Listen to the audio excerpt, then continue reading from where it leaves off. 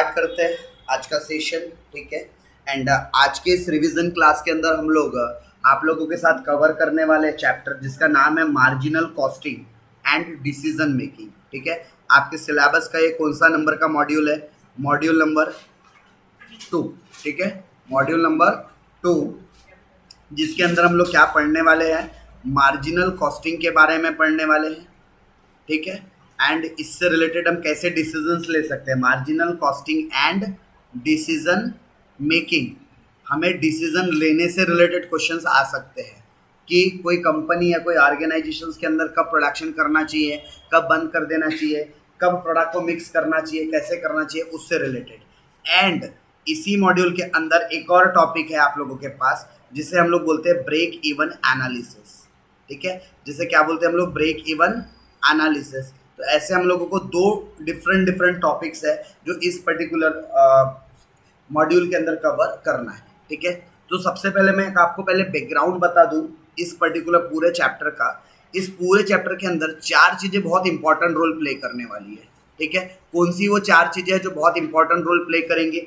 सबसे पहला तो आपका सेल, ठीक है। सबसे पहला हम एक स्टेटमेंट बनाते हैं, उस स्टेटमेंट को नाम क्या देते हैं? Statement of marginal income. Statement of marginal income, ठीक है। So statement of marginal income. और स्टेटमेंट ऑफ मार्जिनल इनकम कैसे बनेगा? तो पहला कॉलम हम लोग ले लेंगे पर्टिकुलर का, एंड उसके बाद हमारे पास 2 अमाउंट के कॉलम रहेंगे। आप चाहो तो एक कॉलम में टोटल अमाउंट लिखो और एक कॉलम में पर यूनिट, अगर इफ अवेलेबल है इंफॉर्मेशन तो। और अगर नहीं है तो आप एक को वर्किंग नोट के तौर पर अमाउंट बना लेने का और एक को मेन अमाउंट का कॉलम। तो सबसे पहले ये स्टेटमेंट बनता कैसे? Sales, right. कैसे बनता है स्टेटमेंट? सेल्स, उसमें से क्या माइनस करेंगे? Variable cost. तो क्या आ जाएगा हमारा? कंट्रीब्यूशन।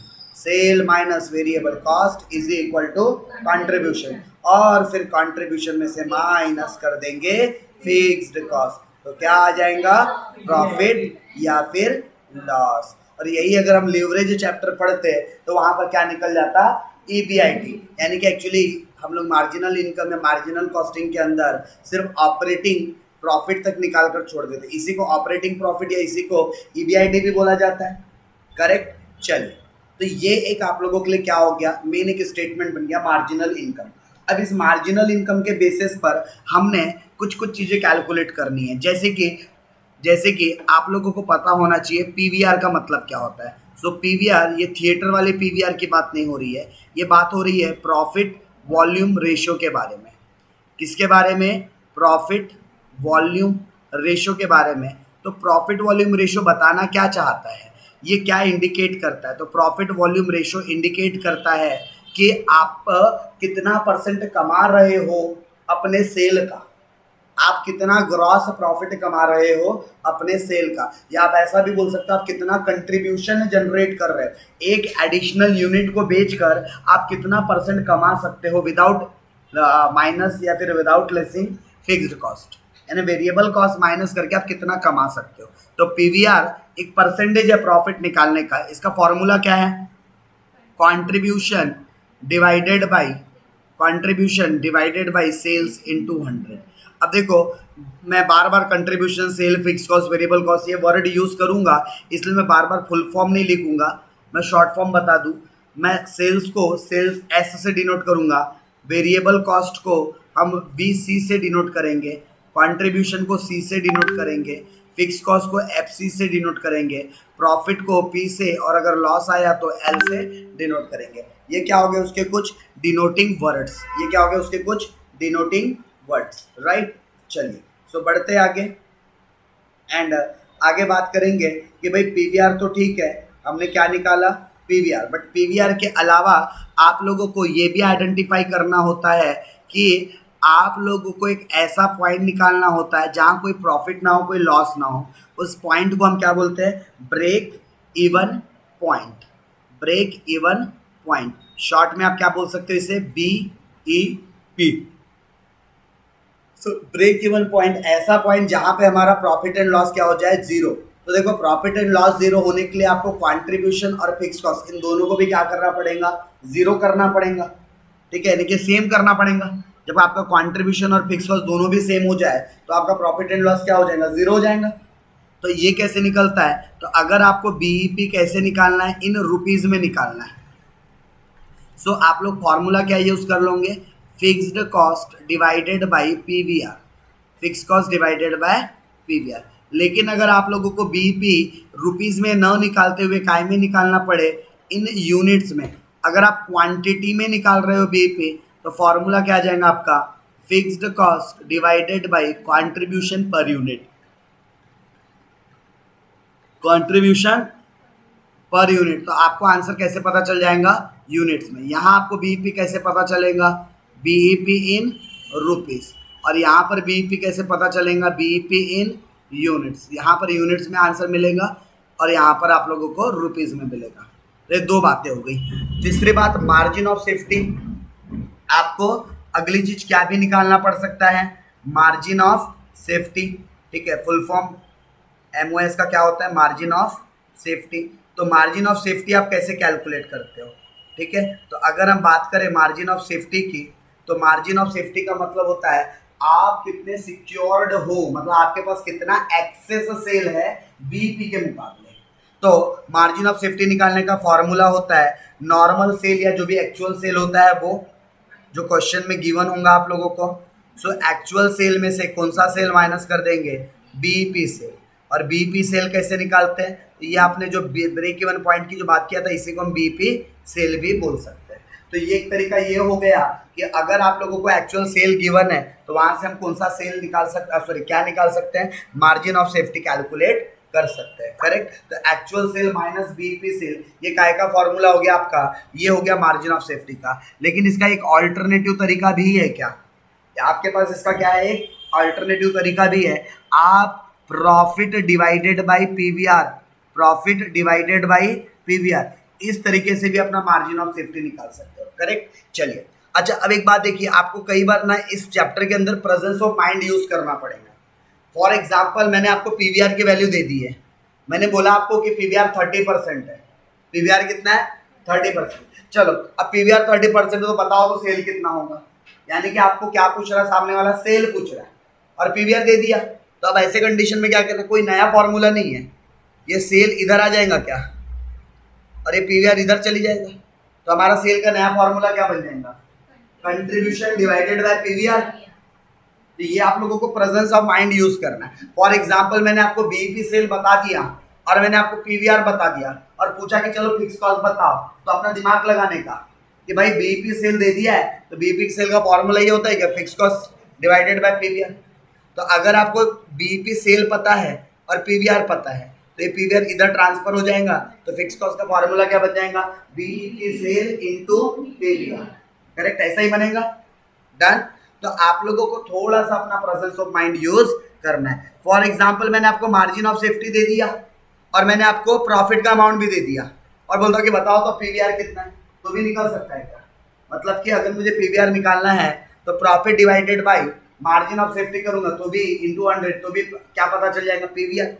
तो आपने मेन फॉर्मूले याद रखने और फिर जो कुछ चीजें हैं वो लॉजिकल है, ठीक है, कुछ चीजें क्या है, लॉजिकल है, जो आप लोगों को इधर का उधर फॉर्मूला करके मिल जाएगा। इसके अलावा जो चौथी चीज या अगली चीज आप लोगों को इस पर्टिकुलर चैप्टर के अंदर सीखना है, तीन चीजें तो मैंडेटरी है आपकी, कौन सी, PVR, break even point, margin of safety. अच्छा इसके अलावा आप लोगों को एस्टिमेटेड सेल, क्या, एस्टिमेटेड सेल निकालना पड़ता है for required profit, for required profit, यानी आपको पता है कितना प्रॉफिट कमाना चाहिए, रिक्वायरमेंट पता है आपको, क्या पता है, रिक्वायरमेंट पता है, और उस रिक्वायरमेंट के बेसिस पर क्या करना पड़ता है, एस्टिमेशन करना पड़ता है कि कितने रुपए का सामान बेचेंगे कि इतने रुपए का प्रॉफिट हो जाए, कितने रुपए का सामान बेचेंगे कि इतने का प्रॉफिट हो जाए, करेक्ट। चलो सो कैसे कैलकुलेट करते हैं हम लोग, estimated cell for required profit. तो इसके लिए हम लोग फॉर्मूला यूज करते हैं फिक्स्ड कॉस्ट प्लस, आप इसको या तो रिक्वायर्ड प्रॉफिट बोलो या तो एस्टिमेटेड प्रॉफिट बोलो, ठीक है। मैं यहाँ फिलहाल में लिख रहा हूँ रिक्वायर्ड प्रॉफिट, मतलब फिक्स कॉस्ट में आप क्या जोड़ दो, जितना प्रॉफिट आपको चाहिए वो जोड़ दो, तो आपको क्या मिल जाएगा, कंट्रीब्यूशन, फिक्स कॉस्ट में जब प्रॉफिट जुड़ता है तो उसी को हम लोग क्या बोलते हैं, कंट्रीब्यूशन, और डिवाइडेड बाय आपको क्या करना है, profit volume ratio, PV ratio. तो आप लोगों को क्या पता चल जाएगा, एस्टिमेटेड सेल, आपको क्या पता चल जाएगा, एस्टिमेटेड सेल, कि कितने रुपए का सामान हमने बेचना चाहिए। फिर इसके अलावा आप लोगों को एस्टिमेटेड प्रॉफिट निकालना पड़ सकता है, estimated profit for given sale, कई बार सेल की वैल्यू गिवन होंगे और उसके लिए आपको क्या कैलकुलेट करना पड़ेगा, एस्टिमेटेड प्रॉफिट कैलकुलेट करना पड़ेगा। सो आप लोगों का एस्टिमेटेड प्रॉफिट निकालने का तरीका होता है, estimated profit is equal to क्या फॉर्मूला बनना चाहिए, जो गिवन सेल था, जो क्वेश्चन के अंदर गिवन सेल है उसको मल्टीप्लाइड बाय पीवीआर कर देंगे तो कंट्रीब्यूशन निकल जाएगा, और इस कंट्रीब्यूशन से क्या माइनस कर देंगे, फिक्स्ड कॉस्ट। तो क्या निकल जाएगा आप लोगों का, एस्टिमेटेड प्रॉफिट। ये देखो भाई, ये 5 फॉर्मूले तो बेहद जरूरी है पूरे मार्जिनल कॉस्टिंग या फिर ब्रेक इवन एनालिसिस के लिए। ये 5 फॉर्मूले का होना बेहद जरूरी है, आप लोगों को पता होनी चाहिए। ठीक है, एक सिंगल स्क्रीन पर कोशिश करता हूँ 5 फॉर्मूले आ जाए आपके, नहीं एक फॉर्मूला रह जाएगा। चलिए, यहाँ से शुरू किया था, पहले पीवीआर की बात किया, फिर break even point in rupees और सेल्स दोनों की बातें किया, फिर मार्जिन ऑफ सेफ्टी की बात किया, फिर एस्टिमेटेड सेल की, और फिर एस्टिमेटेड प्रॉफिट की। करेक्ट। अच्छा, इसके अलावा भी कुछ चीज लॉजिकल पूछेगा, आपको लॉजिकल जवाब देना है। जैसे कि आप लोगों को एक और चीज क्या पूछ सकता है, बताओ additional sale if fixed cost increased by, if fixed cost increased, अगर fixed cost increased होती है, if fixed cost increased होती है तो फिर ऐसे कंडीशन में, if fixed cost increased होती है तो ऐसे कंडीशन में आपको बताना है कि एडिशनल सेल कितना करना पड़ेगा। क्या बढ़ रहा है, फिक्स्ड कॉस्ट, तो उसकी वजह से हमारा सेल कितने से बढ़ाना पड़ेगा, हमको वो कैलकुलेट करना है। क्या कैलकुलेट करना है, एडिशनल सेल।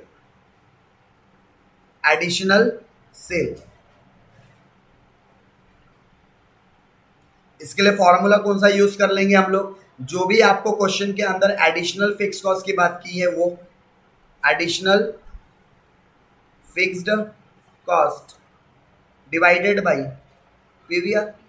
तो आपको पता चल जाएगा कि आपको एडिशनल कितने वैल्यू का सेल करना पड़ता है, राइट। अच्छा, फिर इसके बाद कई बार आप लोगों को ऐसा भी हो सकता है कि मार्जिन ऑफ सेफ्टी निकालने के लिए प्रॉफिट की वैल्यू गिवन हो और बोले मार्जिन ऑफ सेफ्टी निकालो। तो आपने ऑलरेडी फॉर्मूला देख रखा है, ये वाले फॉर्मूले का यूज करेंगे अगर ऑलरेडी आपने मार्जिन प्रॉफिट गिवन है और आपको क्या निकालना है, मार्जिन ऑफ सेफ्टी। अच्छा, अगर आप लोगों को एक सेल गिवन है और बोलता है मार्जिन ऑफ सेफ्टी निकालो, तो इसी फॉर्मूले से निकाल देंगे। ठीक है, फिर क्वेश्चन में नई चीज या एडिशनल चीज क्या पूछ सकते हैं, इन फॉर्मूले के अलावा इंक्रीज डिक्रीज को लेकर पॉइंट आ सकता है। आपको बोलेगा क्वेश्चन के अंदर कि आपको क्या बोलेगा क्वेश्चन के अंदर कि न्यू बीईपी निकालो या रिवाइज्ड बीईपी निकालो।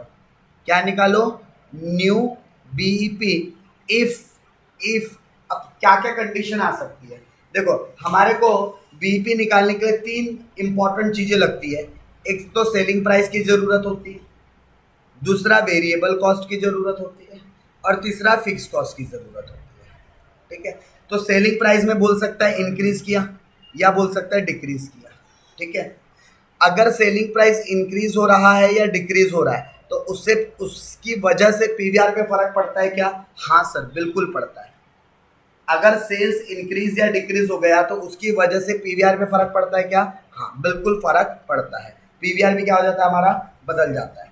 फिर वेरिएबल कॉस्ट को इंक्रीज या डिक्रीज करने से पीवीआर बदलेगा क्या, अगेन यस, हमारा पीवीआर क्या होगा, बदलेगा। तो जब सेलिंग प्राइस या वेरिएबल कॉस्ट के अंदर चेंजेस की बात करेगा तो समझ लो आपको क्या भी निकालना पड़ेगा, नया पीवीआर निकालना पड़ेगा। हाँ, लेकिन अगर फिक्स कॉस्ट के अंदर इंक्रीज या डिक्रीज होता है तो उससे कोई फर्क पड़ता है क्या, पीवीआर को कोई फर्क पड़ता है क्या, नो। क्योंकि पीवीआर तो वेरिएबल कॉस्ट मतलब फिक्स कॉस्ट आने के पहले निकाला जाता है, कंट्रीब्यूशन और सेल के बेसिस पर निकाला जाता है, मतलब फिक्स कॉस्ट आने के पहले ही हम क्या निकाल देते हैं, पीवीआर। तो फिक्स कॉस्ट के इंक्रीज या डिक्रीज होने से हमारे काय पर फर्क नहीं पड़ता, पीवीआर पे फर्क नहीं पड़ता। अगर सेल प्राइस इंक्रीज या डिक्रीज हो रहा है तो पीवीआर बदलेगा, वेरिएबल कॉस्ट अगर चेंज हो रहा है तो अगेन पीवीआर बदलेगा, लेकिन अगर फिक्स कॉस्ट बदल रहा है तो पीवीआर बदलेगा क्या, नहीं। लेकिन इनके चेंज होने की वजह से बीपी तो हर बार बदलेगा। अब चाहे सेल बदलो, चाहे वेरिएबल कॉस्ट बदलो, चाहे फिक्स कॉस्ट बदलो, तो आप लोगों को हर कंडीशन में जो बीईपी है वो नया ही मिलेगा। ठीक है, क्या मिलेगा आपको, नया बीईपी आप लोगों को मिलेगा, राइट। सो आप लोगों को जो नया बीईपी निकालना है वो कैसे निकालना है, तो देखो जब जब सेलिंग प्राइस या वेरिएबल कॉस्ट चेंज होगा तो आपका नया पीवीआर आएगा, और पीवीआर का फॉर्मूला तो वही है, contribution divided by sales into 100, contribution divided by sales into 100। तो यहाँ से आपको क्या पता चल जाएगा, यहाँ से आपको नया पीवीआर पता चल जाएगा, और नया पीवीआर पता चल जाएगा तो आप लोगों को अब बीईपी का फॉर्मूला बनाने के लिए या फिर फॉर्मूला वही वाला अप्लाई कर देना, cost fix cost divided bye PVR. और कौन सा पीवीआर लोगे, क्योंकि नया बीईपी लेना है तो नया पीवीआर लेना पड़ेगा।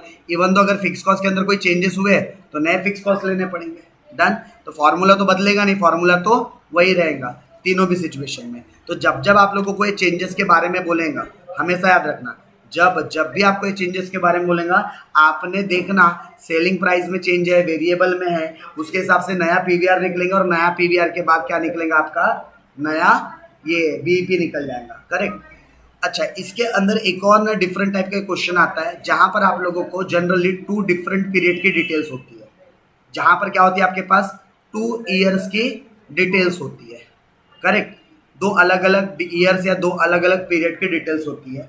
तो अब जब भी याद रखना है ऐसे 2 अलग अलग पीरियड के लिए, देखो 2 अलग अलग कंपनी का डाटा देना अलग बात है, जैसे मैंने कंपनी ए के लिए डाटा दिया, कंपनी बी के लिए डाटा दिया, ये अलग मुद्दा है।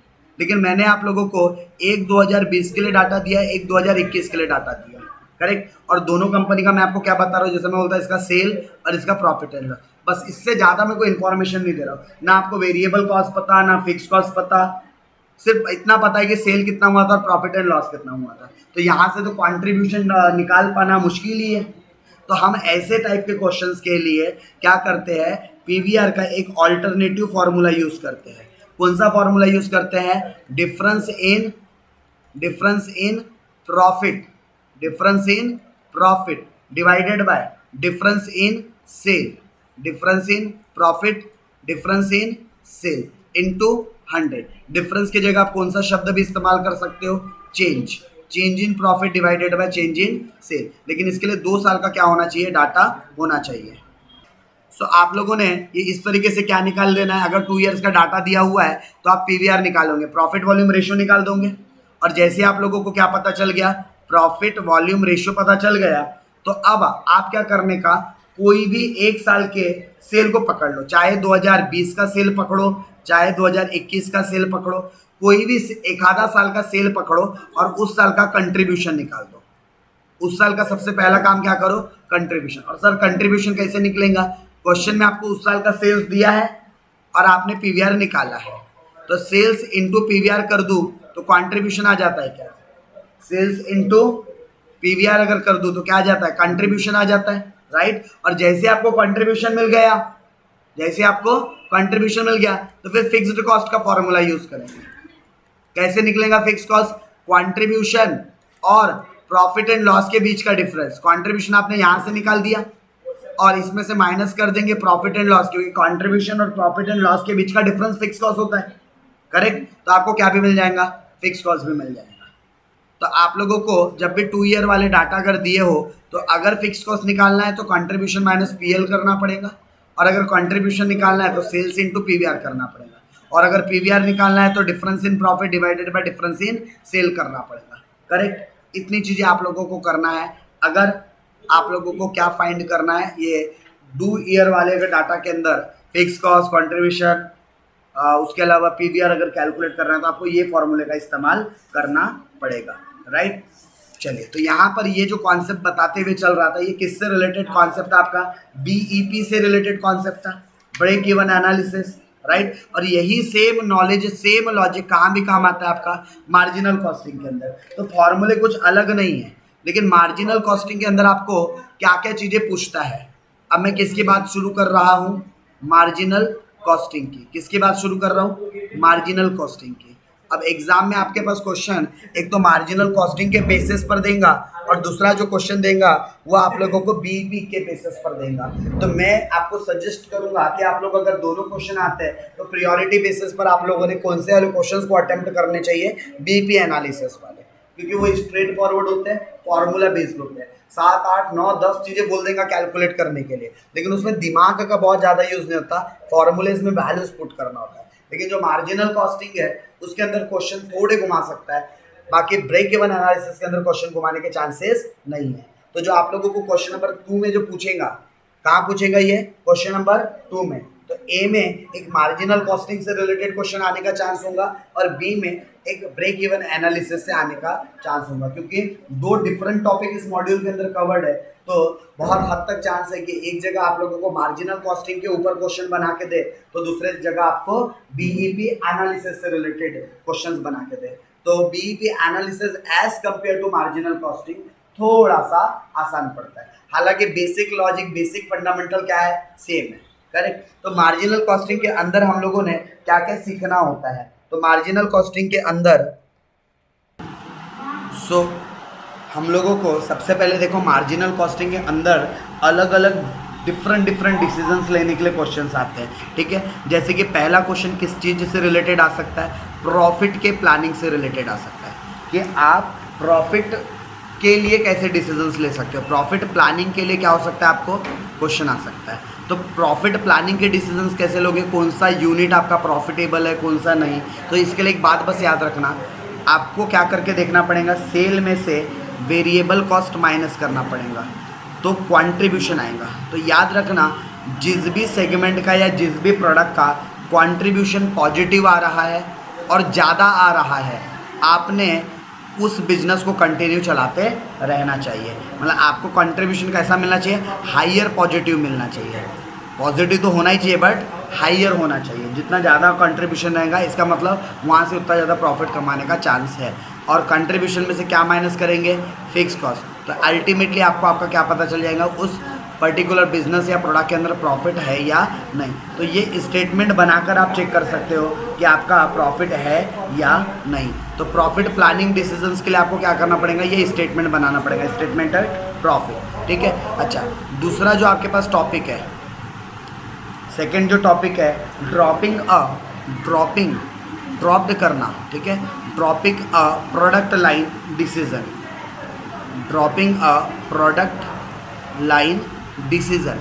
जैसे आप अलग अलग प्रोडक्ट के अंदर बिजनेस कर रहे हैं, आपके पास प्रोडक्ट ए भी है, बी भी है, सी भी है, डी भी है, और आपको डिसीजन लेना है कि इनमें से कोई एक प्रोडक्ट को छोड़ना है अपने को। तो एक प्रोडक्ट को क्या करना है, छोड़ना है। तो आप ये डिसीजन कैसे लोगे, तो आप पूरे प्रोडक्ट का क्या निकाल के देखो, पहले तो कंट्रीब्यूशन निकाल के देखो, ठीक है। जिसका सबसे लोअर कंट्रीब्यूशन आएगा, जिसका भी सबसे लोअर कंट्रीब्यूशन आएगा, आप लोगों ने वो कंट्रीब्यूशन या फिर वो प्रोडक्ट लाइन को क्या कर देना चाहिए, छोड़ देना चाहिए। जिसका भी कंट्रीब्यूशन क्या हो रहा है, बहुत मिनिमम है, आपने क्या कर देना चाहिए, उसको छोड़ देना चाहिए। उस प्रोडक्ट का बिजनेस आगे कंटिन्यू नहीं करना चाहिए, क्योंकि जब उसका अगर कंट्रीब्यूशन ही कैसा आ रहा है, कम आ रहा है, इसका मतलब आपको प्रॉफिट जनरेट करने वाली यूनिट नहीं है, वो लाइन ऐसी है जो आपको प्रॉफिट जनरेट करके नहीं देंगी, ठीक है। और फिर उसके बाद आप लोग fix cost minus contribution minus fix cost करके भी क्या निकाल सकते हो, अपना प्रॉफिट वगैरह आइडेंटिफाई कर सकते हो। डन। तो ये 2 चीज़ें आप लोगों को एग्जाम्स के अंदर आ सकता है टॉपिक। उसके अलावा इसी पर्टिकुलर चीज़ के अंदर मल्टीपल अगर आपके पास प्रोडक्ट है, अलग अलग अगर आपके पास प्रोडक्ट है, तो आप उन अलग अलग प्रोडक्ट को मिक्स कैसे करोगे। तो आपको अगला टॉपिक मिक्स प्रोडक्ट से रिलेटेड आ सकता है। किससे रिलेटेड, मिक्स प्रोडक्ट से रिलेटेड आप लोगों को क्या आ सकता है, मिक्स्ड प्रोडक्ट से रिलेटेड क्वेश्चन आ सकता है। अलग अलग आपको प्रोडक्ट्स देंगे और उनके कॉम्बिनेशंस बनाने के लिए बोलेगा। तो आप लोगों को क्या करना है, जब मिक्स प्रोडक्ट बोलेंगे तो 2-3 प्रोडक्ट दिए रहेंगे, तो उनको ऐड करके, उनके कॉम्बिनेशन को ऐड करके टोटलिटी में देखना होगा कि कहाँ से ज़्यादा प्रॉफिट जनरेट हो रहा है। जिस कॉम्बिनेशन से ज़्यादा प्रॉफिट जनरेट हो रहा होगा वो आप लोगों ने क्या करना है, सेलेक्ट कर लेना है, उस कॉम्बिनेशन को सेलेक्ट कर लेना है। इसके बाद आप लोगों को एक क्वेश्चन आ सकता है बाय और मेक डिसीजन से रिलेटेड। किससे? बाय और मेक। अच्छा, एग्जाम ओरिएंटेड अगर बताऊं तो एक मिक्स प्रोडक्ट वाला ये इंपॉर्टेंट टॉपिक है अगर मार्जिनल कॉस्टिंग के अंदर अगर देखना है। एंड बाई और मेक डिसीजन वाले क्वेश्चन ज़्यादा इंपॉर्टेंट होते हैं, बिकॉज आपको क्वेश्चन के अंदर ऑप्शन देगा और पूछेगा कि बताओ कि आपने किस चीज़ को खरीदना चाहिए या खुद बनाना चाहिए। कैसे डिसीजंस लेंगे कि खुद बनाना चाहिए या बेचना, मतलब मार्केट से खरीद के लाना चाहिए, हम दोनों कॉस्ट देखेंगे। अगर हम कहीं मार्केट से बाई करते हैं तो हमें कितना प्रॉफिट जनरेट होगा, और अगर यही सामान हम क्या करते, खुद बनाते, तो फिर हम कितना प्रॉफिट जनरेट करते हैं। जो भी कंडीशन में हम ज़्यादा प्रॉफिट जनरेट कर रहे होंगे हमने वो काम करना चाहिए। अगर खरीदने पर हमें ज़्यादा प्रॉफिट मिल रहा है तो खरीद के लाके सीधा बेच दो, बनाने पे ज़्यादा प्रॉफिट मिल रहा है तो बना के बेचो, ये आप लोगों को करना पड़ेगा। तो बाई और मेकिंग डिसीजन से रिलेटेड क्वेश्चंस है जो आप लोगों को एग्जाम्स के अंदर पूछे जा सकते हैं, करेक्ट। उसके अलावा अगर हम यहाँ पर बात करें कि आप लोगों को और मार्जिनल कॉस्टिंग के अंदर और कौन से टॉपिक से रिलेटेड क्वेश्चंस है जो एग्जाम्स के अंदर पूछ सकते हैं, तो एक डिजायर्ड प्रॉफिट जो हम ऑलरेडी बीपी एनालिसिस के अंदर भी देखते हैं कि अगर आपको XYZ प्रॉफिट कमाना है तो उसके लिए कितने वैल्यू का सेल करना पड़ेगा, यानी कि डिजायर्ड प्रॉफिट। तो डिजायर्ड प्रॉफिट से रिलेटेड भी आप लोगों को क्वेश्चंस आने की संभावना या फिर चांसेस बनते हैं। और फिर उसके अलावा आप लोगों को डिजायर्ड सेल या फिर लेवल ऑफ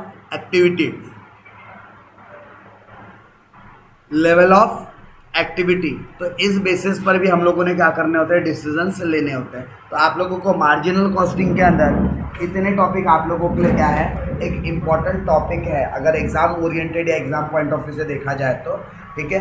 कई बार आप लोगों को प्रोडक्ट डाइवर्सिफिकेशन से रिलेटेड भी क्वेश्चन पूछे जा सकते हैं। किससे रिलेटेड? प्रोडक्ट डाइवर्सिफिकेशन से रिलेटेड। और जो इम्पॉर्टेंट टॉपिक है कि आपने कौन से प्रोजेक्ट को एक्सेप्ट करना चाहिए एंड कौन से प्रोजेक्ट को रिजेक्ट कर देना चाहिए, तो इससे रिलेटेड डिसीजन लेने, किसका प्रपोजल एक्सेप्ट करे और किसका रिजेक्ट करे, ठीक है। सो आप लोगों को इससे रिलेटेड भी क्या करना है, डिसीजंस लेकर बताना है। तो ऑब्वियस है जो प्रोडक्ट आपके लिए ज़्यादा प्रॉफिटेबल होगा उसको एक्सेप्ट करोगे, जिसके अंदर लॉस आ रहा होगा या कम प्रॉफिटेबल होगा उसको क्या कर दोगे, रिजेक्ट कर दोगे। तो ये कुछ बातें जो आप लोगों को मार्जिनल कॉस्टिंग के अंदर क्या करनी है, सीखनी है, ठीक है। इसके लिए सर कोई फार्मूला और फॉर्मेट्स नहीं है क्या? नो, ये पूरे के पूरे आप लोगों के जो मार्जिनल कॉस्टिंग का फार्मूला और जो लॉजिक है ना, उन्हीं पर पूरे के पूरे बेस्ड है, राइट। उन्हीं पर क्या है, पूरे के पूरे बेस्ड है, करेक्ट। चलो तो बड़े आगे बढ़ते हैं। तो ये बेसिक आप लोगों को जो मार्जिनल कॉस्टिंग का जो कॉन्सेप्ट बताया गया है, आप लोगों को उन्हीं कॉन्सेप्ट के साथ क्या रहना है, स्टिक रहना है, क्योंकि पूरा का पूरा मार्जिनल कॉस्टिंग के अंदर भी लॉजिक तो वही यूज़ होगा, ठीक है। वो कॉन्सेप्ट, वो लॉजिक सेम है जो हम लोगों ने बीईपी के लिए जो देखा था, फॉर्मूलेज एंड सारी चीज़ें। बस यहाँ पर डिसीजंस लेते आना चाहिए, यानी हर एक चीज़ का मतलब पता होना चाहिए कि पीईपी का मतलब क्या है, फिक्स कॉस्ट का मतलब क्या है, फिक्स कॉस्ट बढ़ रही है तो उससे क्या हमारे बिजनेस पर इम्पैक्ट पड़ेगा, वेरिएबल कॉस्ट कम हो रही है तो उससे क्या इम्पैक्ट पड़ेगा, कंट्रीब्यूशन ज़्यादा है तो उससे क्या होने वाला है। तो ये चीज़ अगर हमको समझ में आ जाए, जैसे अगर मैं शॉर्ट में अगर बताऊँ, तो शॉर्ट इंडिकेशंस अगर मैं आप लोगों को दूँ तो देखिए, कंट्रीब्यूशन जिसका भी हाइयर होगा, higher is better, contribution higher is better, जितना ज़्यादा कंट्रीब्यूशन होगा उतना आपके लिए क्या है, बेटर है, क्योंकि कंट्रीब्यूशन ज़्यादा होगा तो ऑब्वियस है प्रॉफिट भी क्या होगा, ज़्यादा। Fixed cost lower is better, fixed cost lower is better. अब फिक्स्ड कॉस्ट कैसी होनी चाहिए, कम से कम। तो आप लोगों को कंट्रीब्यूशन, फिक्स कॉस्ट, ये चीज़ें देखना है कि अगर कंट्रीब्यूशन ज़्यादा है तो आपके बिजनेस के लिए वो बेनिफिशियरी है, लेकिन अगर ये कम है तो फिर वो आपके बिजनेस के लिए बेनिफिशियरी नहीं है। फिक्स कॉस्ट अगर कम है, लोअर है, तो ये आपके लिए अच्छी बात है, लेकिन अगर फिक्स कॉस्ट बढ़ जाए तो फिर ये आपके लिए अच्छी बात नहीं है, राइट। तो इस बेसिस पर हमने डिसीजंस लेने हैं। चलिए तो कुछ क्वेश्चंस के साथ गो थ्रू करेंगे, ठीक है। तो ओके, कंट्रीब्यूशन, फिक्स कॉस्ट। इसके बाद अगर सपोज आप लोगों को, जैसे कुछ लोगों के दिमाग में आएगा कि सर पीवीआर से रिलेटेड और बताओ ज़्यादा होना के चाहिए या कम होना चाहिए, तो कंट्रीब्यूशन ही अगर परसेंटेज टर्म में आ जाए तो उसी को पीवीआर बोलते हैं क्या? तो ऑब्वियस है, पीवीआर भी क्या है, हायर इज बेटर। पीवीआर जितना ज़्यादा आएगा उतना आपके लिए अच्छा है। और अगर मैं बात करूँ मार्जिन ऑफ सेफ्टी की, मार्जिन ऑफ सेफ्टी आप जरा खुद ही सोचो, सेफ्टी जितना ज़्यादा हो उतनी अच्छी बात है, कम होना सेफ्टी अच्छी बात है? ये कॉमन सेंस वाली बात है कि अगर मार्जिन ऑफ सेफ्टी ज़्यादा होंगी मतलब कि higher is better, higher is better. ठीक है, तो आपका मार्जिन ऑफ सेफ्टी क्या होना चाहिए, जितना ज़्यादा रहे उतना ज़्यादा आपके लिए बेटर होगा, बिकॉज उसकी वजह से आप ज़्यादा सिक्योर्ड पोजीशन पर रहोगे। डन। सो ये कुछ चीज़ें हैं जो आप लोगों ने चेक करनी चाहिए और इसके बेसिस पर डिसीजंस लेने चाहिए। तो हम कैसे डिसीजन लेंगे, हम लोगों ने थोड़े क्वेश्चंस की प्रैक्टिस करनी चाहिए। करेक्ट, अगर हम क्वेश्चंस की प्रैक्टिस अगर करते हैं तो फिर हमारा थोड़ा सा कॉन्फिडेंस भी बढ़ेगा।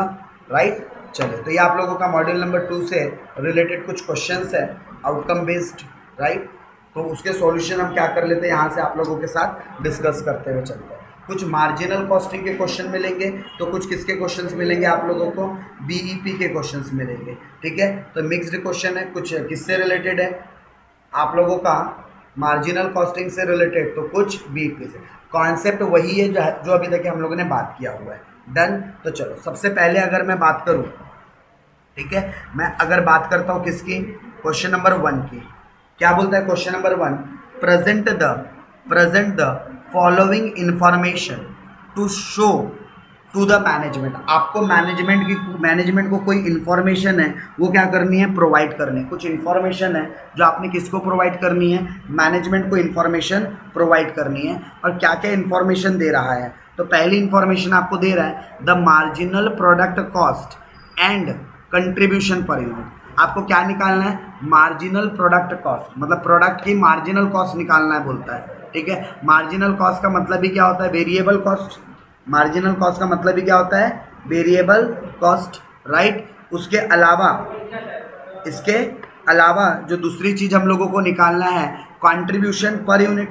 अगली चीज़ हम लोगों को क्या निकालना है अपना, कंट्रीब्यूशन पर यूनिट। राइट, तो हम अगली चीज़ क्या निकाल के दे देंगे, कंट्रीब्यूशन पर यूनिट हम लोग कैलकुलेट कर लेंगे। फिर उसके बाद आगे बोलता है नेक्स्ट, टोटल कंट्रीब्यूशन निकालो। क्या निकालना है आप लोगों ने, टोटल कंट्रीब्यूशन एंड प्रॉफिट, और प्रॉफिट भी निकाल कर देना है आप लोगों ने। टोटल कंट्रीब्यूशन भी निकालना है और क्या भी निकाल के देना है, प्रॉफिट भी आप लोगों को निकाल के देना है। दो चीज़ें बताना है, टोटल कंट्रीब्यूशन कितना होता है तो कैसे पता चलेगा, अगर कंट्रीब्यूशन पर यूनिट भी मिल गया तो मल्टीप्लाइड बाय टोटल यूनिट कर देंगे तो टोटल कंट्रीब्यूशन आ जाएगा। और प्रॉफिट कैसे निकलता है, कंट्रीब्यूशन में से फिक्स कॉस्ट माइनस कर देंगे तो प्रॉफिट निकलता है। ओके, लेकिन resulting from each of the following sale mix, आपको अलग सेल मिक्स दिया हुआ है। ठीक है, जैसे प्रोडक्ट ए प्रोडक्ट बी, दो तरीके के प्रोडक्ट है, अब प्रोडक्ट ए प्रोडक्ट बी, तो दोनों भी प्रोडक्ट के लिए मटेरियल की कॉस्ट दी हुई है, दोनों भी प्रोडक्ट के लिए काय की कॉस्ट दी है, वेजेस की कॉस्ट दी हुई है। और एक कॉस्ट कैसे दी हुई है, पर यूनिट। ठीक है, अच्छा मुझे बताओ, मटेरियल की कॉस्ट वेरिएबल कॉस्ट होती है, फिक्स्ड होती है, वेरिएबल। और वेजेस की कॉस्ट भी कैसे होती है, वेरिएबल। तो ये दोनों भी कॉस्ट कैसी कॉस्ट है आपकी, वेरिएबल कॉस्ट है। राइट, तो क्या बोलता है, डायरेक्ट मटेरियल प्रोडक्ट ए को बनाने के लिए कितने रुपए का लगता है, 10, जबकि डायरेक्ट मटेरियल प्रोडक्ट बी को बनाने के लिए कितने रुपए का लगता है, 9। करेक्ट, और डायरेक्ट वेजेस प्रोडक्ट ए को बनाने के लिए कितने रुपए का लगता है, 3, और प्रोडक्ट बी को बनाने के लिए डायरेक्ट वेजेस लगता है 2। करेक्ट, तो ये आपको वेरिएबल कॉस्ट की जानकारी दे दी। इसके अलावा क्वेश्चन के अंदर आप लोगों को क्या भी पता है, फिक्स्ड कॉस्ट पता है क्या, अगली चीज क्वेश्चंस के अंदर आप लोगों को क्या पता है, फिक्स्ड कॉस्ट पता है। ओके, तो हमें फिक्स कॉस्ट भी पता चल गया। फिर फिक्स कॉस्ट के अलावा क्वेश्चन में हम लोगों को अगली चीज क्या भी गिवन है, variable expenses are allocated to products at 100% direct wages. तो वेरिएबल एक्सपेंसेस के नाम से भी खर्चा आएगा क्या, वेरिएबल एक्सपेंसेस के नाम से भी खर्चा लाना है, लेकिन वो कितना रहेगा, बोलता है डायरेक्ट वेजेस का 100%। तो हमारे पास देखो डायरेक्ट वेजेस प्रोडक्ट ए के लिए भी निकला हुआ है, बी के लिए भी निकला हुआ है, तो क्या यहाँ पर हम अलग से वेरिएबल एक्सपेंसेस भी निकाल सकते हैं, यस निकाल सकते हैं। प्रोडक्ट ए के लिए कितना आना चाहिए, 3 रुपये का 100%, तो 3 रुपये का 100% मतलब 3 रुपये, और जो प्रोडक्ट बी है 2 रुपये का 100%, मतलब कि ₹2। करेक्ट। ये क्या निकल गया आपका वेरिएबल एक्सपेंसेस, जो कि कितना था बोलता है डायरेक्ट वेजेस का 100% है। डायरेक्ट वेजेस का कितना है 100%। अच्छा, इसके अलावा सेल प्राइस दिया हुआ है प्रोडक्ट ए की भी और सेल प्राइस दिया है प्रोडक्ट बी की भी, तो दोनों के क्या भी दिया हुआ है आप लोगों को, सेल प्रोडक्ट दिया हुआ है। और बोलता है सेल्स मिक्सचर कितना यूज़ करेंगे, तो जो सेल्स मिक्सचर यूज़ करना है उसमें 100 यूनिट प्रोडक्ट ए के रखना बोलता है और 200 यूनिट किसके रखना बोलता है, बी के। तो 100 और 200 दोनों मिला दिया जाए तो टोटल कितने यूनिट्स के लिए कैलकुलेशन करना है, 300। 100 यूनिट किसके है, प्रोडक्ट ए के, और 200 यूनिट किसके, प्रोडक्ट बी के। दोनों को अगर कंबाइंड कर दो तो टोटल 300 यूनिट का मिक्सचर बनाना है। ये पहला केस हो गया आपका, 3 सेल मिक्सचर बन रहे थे, पहला सेल मिक्सचर हो गया आपका। अच्छा, दूसरा कैसा मिक्सचर बनेगा, प्रोडक्ट ए के भी 150 क्वांटिटी लेना है और प्रोडक्ट बी के भी 150 क्वांटिटी लेना है, यानी मिला के टोटल 300 क्वांटिटी लेना है। और तीसरा कॉम्बिनेशन क्या बनेगा सेल्स मिक्सचर का, 200 यूनिट प्रोडक्ट ए के लेना है और 100 यूनिट प्रोडक्ट बी के लेना है। दोनों को जोड़ देंगे तो टोटल 300 यूनिट यहाँ भी लेना है क्या, सेल मिक्सचर में। मतलब टोटल मिक्सचर 300 यूनिट्स के लिए बन रहा है। और आपको बताया कि ए प्रोडक्ट के कितने मिक्सचर लेने का, बी प्रोडक्ट के कितने मिक्सचर लेने का, राइट। ए और बी प्रोडक्ट के आपको क्या बता रहे, मिक्सचर्स बता रहे कि क्या क्या मिक्सचर्स आप लोगों ने यूज़ करना चाहिए। डन, क्वेश्चन समाप्त है यहाँ पर। क्या नीचे और कुछ बोल रहा है क्वेश्चन, ठीक है, क्वेश्चन समाप्त। तो अब इसको हम लोगों ने क्या करना है, सॉल्यूशन स्टार्ट करना है। तो मेरे साथ साथ आप लोग भी क्या करते चलिएगा सॉल्यूशन, ताकि बाद में आप लोगों को अलग से और लिखने का एफर्ट्स डालना ना पड़े, ठीक है। तो मैं आपको लोगों को यही क्वेश्चन के साथ साथ ही सॉल्व करवा समझा भी रहा हूँ और इसी के साथ सीधे सीधे आंसर की भी बना के दे रहा हूँ। तो हम अलग से फिर आंसर की का वेट नहीं करेंगे, कैसे प्रेजेंट करना है, क्या सॉल्व करना है, हम डायरेक्टली उन चीज़ों के ऊपर डिस्कस करते हैं, राइट। तो मेरे साथ साथ आप लोग भी क्या कीजिएगा, बनाते हुए चलिए। सबसे पहले जैसे हम लोग सॉल्यूशन स्टार्ट करते हैं तो क्वेश्चंस के अंदर आप लोगों को डाटा दिया हुआ था, तो उस डाटा के बेसिस पर हम स्टेटमेंट बना लेंगे, ठीक है। हम लोग क्या कर लेंगे, स्टेटमेंट बना लेंगे। बोला था पहले ही पॉइंट पर आपको कि द मार्जिनल प्रोडक्ट कॉस्ट बताओ और वेरिएबल कंट्रीब्यूशन पर यूनिट बनाओ।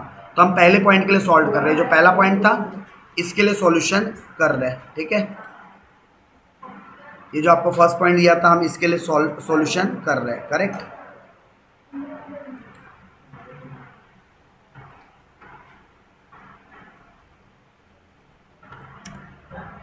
ओके, सो ये चीज़ आप लोगों को निकालना है। तो कैसे निकालेंगे, आप लोग भी हेडिंग दे दीजिएगा सॉल्यूशन। ये जो the marginal product cost and contribution per unit निकालो, पूछा था ये पॉइंट, तो मैं इसके लिए सॉल्यूशन कर रहा हूँ पहले। तो आप लोगों को हेडिंग देना है सॉल्यूशन की। क्या हेडिंग देना है, स्टेटमेंट शोविंग, ऐसा भी लिख सकते हो आप, स्टेटमेंट शोविंग, या फिर स्टेटमेंट ऑफ मार्जिनल इनकम। हम इस स्टेटमेंट को जो बनाने जा रहे हैं उसे क्या नाम देते हैं, मार्जिनल इनकम, करेक्ट। तो पहला कॉलम किस चीज़ के लिए बना लोगे आप, पर्टिकुलर। पहला कॉलम किसके लिए बन जाएगा आपका, पर्टिकुलर। और आपके पास दो अलग अलग प्रोडक्ट है, क्या, प्रोडक्ट ए है और प्रोडक्ट बी है। और मैं आपको बोलता हूँ कि प्रोडक्ट ए और बी का टोटल भी निकाल देने का, क्या भी निकाल देने का, उनका टोटल, ठीक है। चलिए, सो फॉर्मेट कैसा बन रहा है आप लोगों का, पर्टिकुलर, फिर प्रोडक्ट ए के लिए, प्रोडक्ट बी के लिए, ठीक है, प्रोडक्ट ए के लिए, प्रोडक्ट बी के लिए, और फिर टोटल कॉलम के अंदर हम क्या मार लेंगे, उसकी टोटल कर लेंगे। डन। तो सबसे पहले हम लोगों ने क्या लेना चाहिए, सेल्स। सबसे पहले हम लोगों ने क्या लेना चाहिए, सेल्स। क्या मुझे प्रोडक्ट ए का सेल पता था 20 रुपये पर यूनिट था क्या, जबकि प्रोडक्ट बी का कितना था, 15 रुपये, करेक्ट। अच्छा, सेल्स में से क्या माइनस करेंगे, वेरिएबल कॉस्ट। और वेरिएबल कॉस्ट मेरे ख्याल से डायरेक्ट नहीं दी थी, 3 अलग अलग वेरिएबल कॉस्ट था। एक डायरेक्ट मटेरियल था, दूसरा डायरेक्ट वेजेस था और तीसरा वेरिएबल एक्सपेंसेस है। जब तीनों को जोड़ेंगे तब जाके हमें क्या पता चलेगा, टोटल वेरिएबल कॉस्ट। तो वेरिएबल कॉस्ट के अंदर कौन कौन सी कॉस्ट आ गई आपकी, डायरेक्ट मटेरियल आ गया, उसके अलावा डायरेक्ट वेजेस आ गया, और क्या आ गया, डायरेक्ट मटेरियल, डायरेक्ट वेजेस और वेरिएबल एक्सपेंसेस। वेरिएबल एक्सपेंसेस जब हम इन तीनों को आपस में जोड़ देंगे तो हमें क्या पता चल जाएगा, हमें पता चल जाएगा हमारा वेरिएबल कॉस्ट कितना है। तो आई थिंक सो एक बार अमाउंट देख लीजिए आप लोग, ताकि बार बार स्क्रॉल ना करना पड़े। 10 रुपये मटेरियल की कॉस्ट है, 3 रुपये वेजेस की कॉस्ट है और 3 रुपये वेरिएबल की भी कॉस्ट है, क्योंकि वेरिएबल ओवरहेड 100% बोला था, डायरेक्ट वेजेस का। तो 10 रुपये, 3 रुपये, 3 रुपये, और इसके बाद आएगा 9 रुपये, 2 रुपये, 2 रुपये, याद रखना। तो मटेरियल कितना था? 10 रुपये का, डायरेक्ट वेजेस 3 रुपये का, और वेरिएबल कॉस्ट भी 3 रुपये का। जबकि प्रोडक्ट बी के लिए डायरेक्ट मटेरियल 9 रुपये का, डायरेक्ट वेजेस 2 रुपये का, और वेरिएबल भी 2 रुपये का। तो इनको अगर हम जोड़ दें, तो हमें क्या पता चल जाएगा? Total variable cost. तो यहाँ पर टोटल वेरिएबल कॉस्ट कितनी आनी चाहिए? 10 3 13 3 16 रुपये, और यहाँ 9 2 11, 11 और 2 13 रुपये, करेक्ट। सो ये हमारा क्या निकल गया? ये हमारा कैलकुलेट हो गया वेरिएबल कॉस्ट। तो सेल में से जब टोटल वेरिएबल कॉस्ट को माइनस करेंगे तो क्या आ जाएगा? कंट्रीब्यूशन। तो 20 रुपये में से अगर क्या माइनस कर देंगे? 16 रुपये, तो 4 रुपये क्या आ जाएगा? क्या आ जाएगा? कंट्रीब्यूशन। और अगर आप चाहो, अगर आपको ऐसा दिखाना अच्छा नहीं लग रहा है, तो आप प्रेजेंटेशन ऐसा भी कर सकते हैं, total variable cost per unit. तो ये सारी टोटल कॉस्ट अभी पर यूनिट में निकल रही है। तो आप चाहो तो यहाँ पर इसके बाद टोटल नीचे भी अलग से कॉलम में दिखा सकते थे, 16 और 13, बराबर। तो आप लोगों को 15 में से 13 माइनस करना रहा तो कितना कंट्रीब्यूशन बच जाएगा? 3 रुपये का। अच्छा, फिर इसके बाद आप लोगों को फिक्स कॉस्ट दिया था क्या? आपको फिक्स कॉस्ट दिया था, लेकिन हो गया फर्स्ट पॉइंट में फिक्स कॉस्ट वगैरह नहीं लेना है। क्यों? क्योंकि आपको पूछा ही क्या था? मार्जिनल प्रोडक्ट की कॉस्ट निकाल के बताओ और कंट्रीब्यूशन पर यूनिट निकाल कर बताओ। तो आपके दोनों पॉइंट निकल गए क्या? मार्जिनल कॉस्ट कितनी निकली आपकी? 16 रुपये पर यूनिट, और यहाँ पर 13 रुपये पर यूनिट। जबकि आप लोगों को यहाँ पर मार्जिनल कॉस्ट कितनी देखने को मिल जाएंगी? यहाँ पर देखने को मिल जाएंगी आप लोगों को कंट्रीब्यूशन 4 रुपये पर यूनिट, और यहाँ पर 2 रुपये पर यूनिट। तो फर्स्ट पॉइंट में यही निकालने बोला था, यही बातें कैलकुलेट करने बोला था, करेक्ट। अब हम आगे बढ़ते हैं, और आगे सेकंड जो क्वेश्चन था आप लोगों का, वो था टोटल कंट्रीब्यूशन निकालो एंड प्रॉफिट निकालो resulting from the sales mix. तो सेल्स मिक्स अलग अलग किए ना, उससे निकालना है। तो चले अब दूसरे स्टेटमेंट की तरफ, दूसरा पॉइंट का सॉल्यूशन। पहला पॉइंट क्लियर है? अगर आप लोगों को दोनों प्रोडक्ट का लाइक एक टोटल मार करके अगर लिखना होगा, तो आप दोनों का टोटल मार करके लिख सकते थे। जैसे 35 रुपये, जैसे 16 + 13 कितना हो जाता? 29 रुपीज़, ठीक है। ये टोटल 29 आ जाती, तो कंट्रीब्यूशन दोनों का मिला के 6। तो आप टोटल लिखना चाहो तो टोटल भी लिख सकते हो। डन। चलिए बढ़ेंगे आगे और बात करेंगे किसकी? सेकंड की, ठीक है। सेकंड की हम बात करेंगे।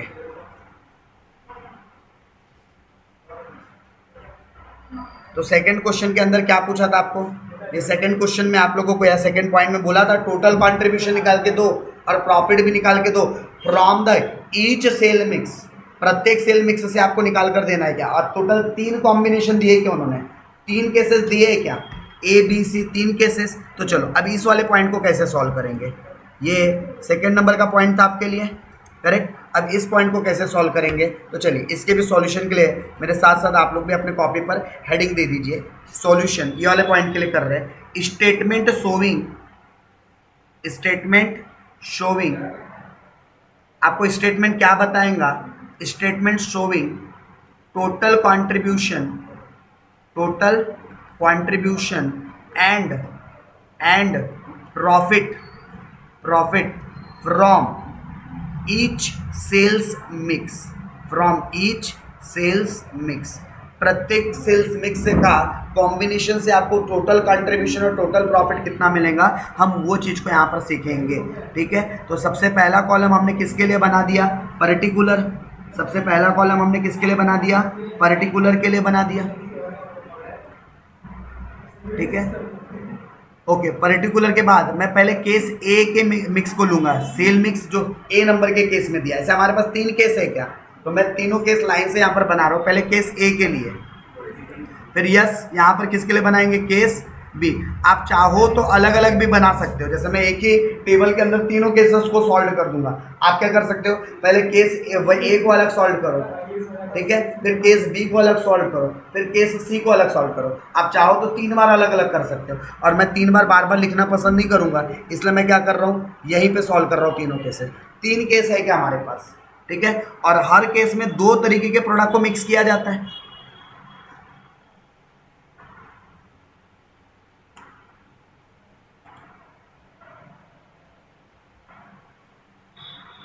राइट। और आप लोगों को क्या करना है? इस पर्टिकुलर में जो भी आप लोगों को सेल वेरिएबल कॉस्ट दी है उससे रिलेटेड इंफॉर्मेशन लिखना है। अब जो हमारे पास तीन अलग अलग केसेस है क्या, केस ए के अंदर दो प्रोडक्ट आएगा, प्रोडक्ट ए भी आएगा, प्रोडक्ट बी भी आएगा, करेक्ट। फिर उसके बाद केस बी में भी दो प्रोडक्ट थे, प्रोडक्ट ए भी आएगा यहाँ पर, और कौन सा भी कॉम्बिनेशन आएगा, प्रोडक्ट बी का भी कॉम्बिनेशन आएगा। और उसके अलावा सी में भी सेम बात, प्रोडक्ट ए भी आएगा और प्रोडक्ट बी भी आएगा, प्रोडक्ट ए भी आएगा और प्रोडक्ट बी भी आएगा। डन। चलो, तो ऐसे टोटल कितने केस बन रहे हैं, कितने मिक्स बन रहे हैं? तीन कॉम्बिनेशन बन रहे थे। कहाँ गया सर, जरा दिखाओ उनको क्वेश्चन के अंदर। ये देखो बेटा, तीन कॉम्बिनेशन क्वेश्चन के अंदर दे रखा था। पहला कॉम्बिनेशन था 100 यूनिट प्रोडक्ट ए के और 200 यूनिट प्रोडक्ट बी के। दूसरा कॉम्बिनेशन था 150 यूनिट प्रोडक्ट ए के और 150 बी के। और तीसरा कॉम्बिनेशन था 200 ए के और 100 बी के। तो इस तरीके से आप लोगों को कॉम्बिनेशन दिया हुआ है, राइट। क्या कॉम्बिनेशन थे? 100 200, याद रखने का, 150 150 और 200 100, ठीक है। पहले वाले इसमें कितना था?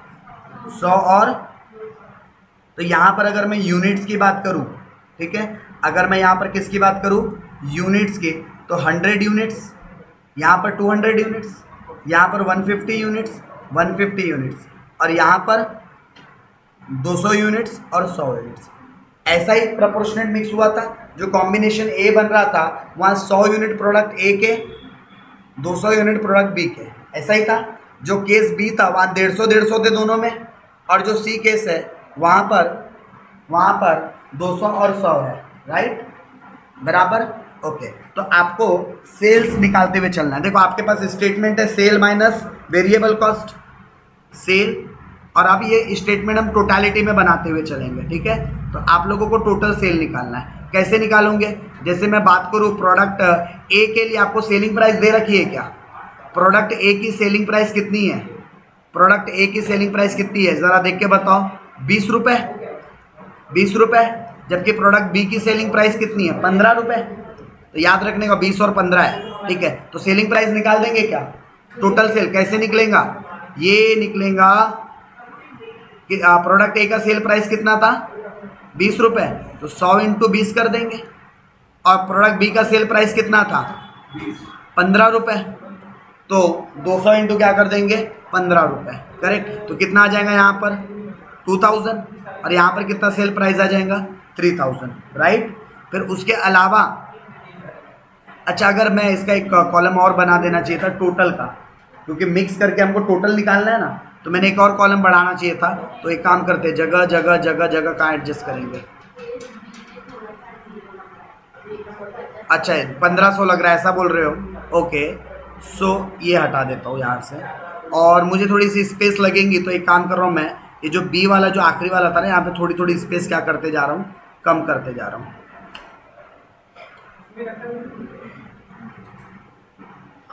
ताकि एक मैं किसका भी कॉलम बना सकूं, टोटल का। तो यहाँ पर हम लोग एक कॉलम किसके लिए भी बना देते हैं? टोटल के लिए, ताकि हम मिक्स का टोटल वहीं पे निकाल सकें, ठीक है। यहाँ पर भी एक कॉलम में किसके लिए इंक्रीज कर रहा हूँ? टोटल के लिए, ताकि दोनों का टोटल आ सके। और यहाँ पर तो जगह कम, इसलिए इसको पूरा ही इरेज करके इसको थोड़ा थोड़ा पास पास में ले लेते हैं वाले कॉलम को।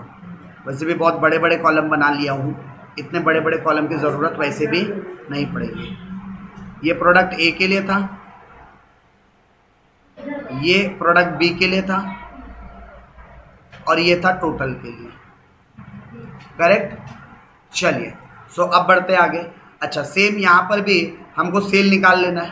तो यहाँ पर भी अगर मैं सेल निकालूँ, तो यहाँ पर सेल आप लोगों को 150 यूनिट्स इंटू 20 रुपये के हिसाब से, और यहाँ पर भी 150 यूनिट्स इंटू 15 रुपये के हिसाब से, और यहाँ पर भी 200 यूनिट 20 रुपये के हिसाब से, और 100 यूनिट 15 रुपये के हिसाब से, करेक्ट। तो आप लोग मल्टीप्लाई करो, आपको टोटल सेल मिल जाएगा। यहाँ पर 3000 आना चाहिए, ठीक है। अच्छा, 150 इंटू अगर हम 15 करते हैं तो ये आना चाहिए 2250 रुपीज़, और यहाँ पर आना चाहिए 4000, यहाँ पर कितना आना चाहिए? 1500, 1500, 1500, करेक्ट। ये क्या निकल गया? सेल्स। क्या निकल गया? ये सेल्स। और अब बात करता हूँ मैं किसकी? सेल्स में से वेरिएबल कॉस्ट माइनस करते हैं क्या?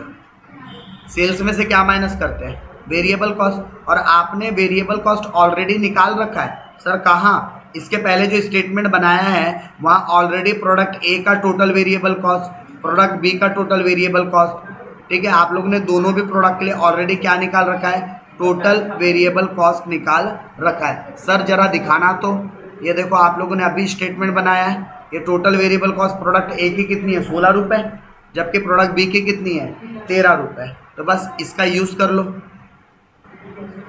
अब हम अगली चीज़ क्या निकालने जा रहे हैं, हम निकालने जा रहे हैं टोटल वेरिएबल कॉस्ट। तो प्रोडक्ट ए के लिए कितनी 16 रुपये थी, जबकि प्रोडक्ट बी के लिए कितनी थी 13 रुपये, यानी यहाँ 16 रुपये के हिसाब से और यहाँ 13 रुपये के हिसाब से, यहाँ 16 रुपये के हिसाब से और यहाँ 13 रुपये के हिसाब से, राइट। सो ये क्वांटिटी के साथ मल्टीप्लाई कर देंगे। एक यूनिट को बनाने के लिए 16 रुपये का वेरिएबल कॉस्ट लगता है, तो 100 यूनिट को बनाने के लिए कितना लगेगा 1600।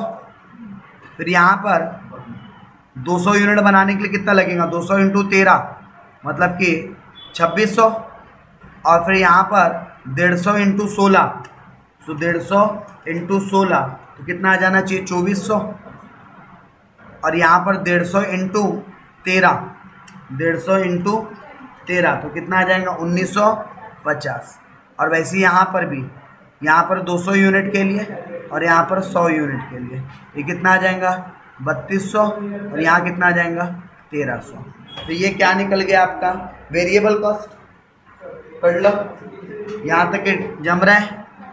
फिर इसके बाद हम लोगों को, सर आप टोटल अभी नहीं निकाल रहे हो कि आखिर में निकालेंगे टोटल को, पहले इंडिविजुअल तो निकाल दें। अब सेल में से अगर हम टोटल वेरिएबल कॉस्ट को माइनस कर दें, सेल में से क्या माइनस कर दें, टोटल वेरिएबल कॉस्ट को अगर माइनस कर दें तो हमें क्या पता चल जाएगा, हमें पता चल जाएगा हमारा कंट्रीब्यूशन कितना है। तो अगली चीज़ कंट्रीब्यूशन भी निकाल दिया जाए। कैसे निकलता है, सेल में से माइनस करेंगे वेरिएबल कॉस्ट, और ये सेल भी टोटालिटी में दिया हुआ है और ये वेरिएबल कॉस्ट भी टोटालिटी में दिया है, तो कंट्रीब्यूशन भी कैसे निकलेगा टोटल में ही।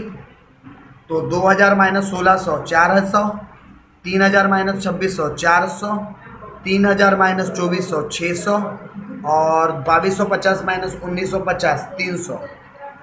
फिर वैसे 4000 माइनस 3200 8000, सॉरी 800, 1500 माइनस 1300 200। क्या निकल गया आपका कंट्रीब्यूशन, क्या निकल गया कंट्रीब्यूशन निकल गया। और आप लोगों को फिक्स कॉस्ट दी हुई है क्या, फिक्स कॉस्ट कितनी दी हुई है 800 रुपये की, ठीक है, फिक्स कॉस्ट कितनी दी हुई है 800 रुपये की। और देखो फिक्स कॉस्ट तो टोटालिटी में लगेगी ना, एक एक प्रोडक्ट वाइज अलग अलग लगेगा क्या, नो, प्रोडक्ट वाइज तो आपका वेरिएबल कॉस्ट लगेगा, लेकिन फिक्स कॉस्ट टोटालिटी में दी जाती है क्या। तो आप लोगों को अगली कॉस्ट इसमें से क्या माइनस करना होता है फिक्स्ड, बट ध्यान रखना ये फिक्स कॉस्ट इंडिविजुअल के साथ माइनस नहीं करना, सीधा टोटालिटी में माइनस करना है। 800 रुपये की फिक्स कॉस्ट थी क्या, तो हर एक केस में आप फिक्स कॉस्ट कितनी ले लोगे 800 800 800, बट फिक्स कॉस्ट हमेशा याद रखना टोटालिटी में दी जाती है, इसलिए हम टोटल वाले कॉलम में लिख रहे हैं, हम इंडिविजुअल में फिक्स कॉस्ट को नहीं लिख रहे हैं। चलो, लेकिन इसके लिए फिर तो मुझे ऊपर से टोटल कंट्रीब्यूशन भी पता चलना चाहिए था। तो अगर मैं स्टार्टिंग से निकालते हूँ टोटल, तो 2000 प्लस 3000 कितना आता टोटल। चलो इसको हम अलग कलर से दिखा देते टोटल कॉलम को, 5000, और टोटली कितना आ जाता 16 32 4200 मतलब 4200, तो टोटल कंट्रीब्यूशन कितना आ जाता 800। वैसे यहाँ 5250, 2400 प्लस 1950 करेंगे तो कितना आ जाएगा 2400 प्लस 1950, तो ये आ जाता है आपका 4350। और यहाँ पर भी 4000 प्लस 5000 सॉरी 1500, तो ये होता है 5500, और 3200 प्लस 1300 तो ये हो जाता है 4500। तो हम लोगों ने टोटल कर दिया। अच्छा, कंट्रीब्यूशन के भी टोटल करते हैं, 600 प्लस 300 900। आप ऐसा माइनस करके भी देख लो, 5250 में से 4350 माइनस होता तो 900 ही आता। और यहाँ पर भी 800 प्लस 200 1000, ये भी करके देख लो आप, ठीक है, 5500 माइनस 4500, ठीक है। अब जिसके पास जगह नहीं बचे कोई बात नहीं, टोटल वाला कॉलम बाद में अलग से बना लो आप नीचे से, अगर जगह नहीं है तो, ठीक है।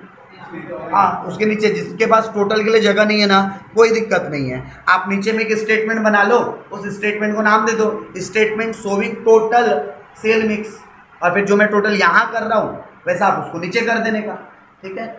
इसको बोलते हैं प्रेजेंस ऑफ माइंड। आप अपना दिमाग कैसे तुरंत चला लेते हैं, जगह नहीं है इसका मतलब ये तो नहीं कि उसको सॉल्यूशन को रोक देंगे, सॉल्यूशन तो करना ही आगे। ठीक है, चलो बढ़ते हैं आगे, क्योंकि आप लोगों को यूनिवर्सिटी के अंदर थोड़ी जो आंसर की वो थोड़ी विड्थ में ज़्यादा होती है, हाइट में कम होती है, और जो आप लोग जो नोटबुक यूज़ करते हो वो हाइट में ज़्यादा होती है, विड्थ में कम होती है, तो नो डाउट यहाँ पर स्पेस कम पड़ जाता है जो आपकी A4 साइज़ की कॉपियाँ होती है उसके अंदर। चलो, तो अब मुझे यहाँ तक अगर इन्फॉर्मेशन मिल गई है तो हम आगे भी निकाल सकते हैं क्या? बिल्कुल निकाल सकते हैं सर। कंट्रीब्यूशन में से फिक्स कॉस्ट माइनस करेंगे तो टोटल प्रॉफिट मिल जाएगा क्या? 800 में से 800 जाएगा, जीरो प्रॉफिट। 900 में से 800 जाएगा, 100 रुपये का प्रॉफिट। और 1000 में 800 जाएगा तो 200 रुपये का प्रॉफिट। तो कौन सा कॉम्बिनेशन आपको ज़्यादा कमा के दे रहा है? पहला कॉम्बिनेशन कुछ कमा के दे रहा है क्या? नो। दूसरा कॉम्बिनेशन दे रहा है क्या? यस, बट कितना? 100। तीसरा कॉम्बिनेशन कमा के दे रहा है क्या? यस, कितना? 200। तो कौन सा कॉम्बिनेशन आपको ज़्यादा कमा के दे रहा है?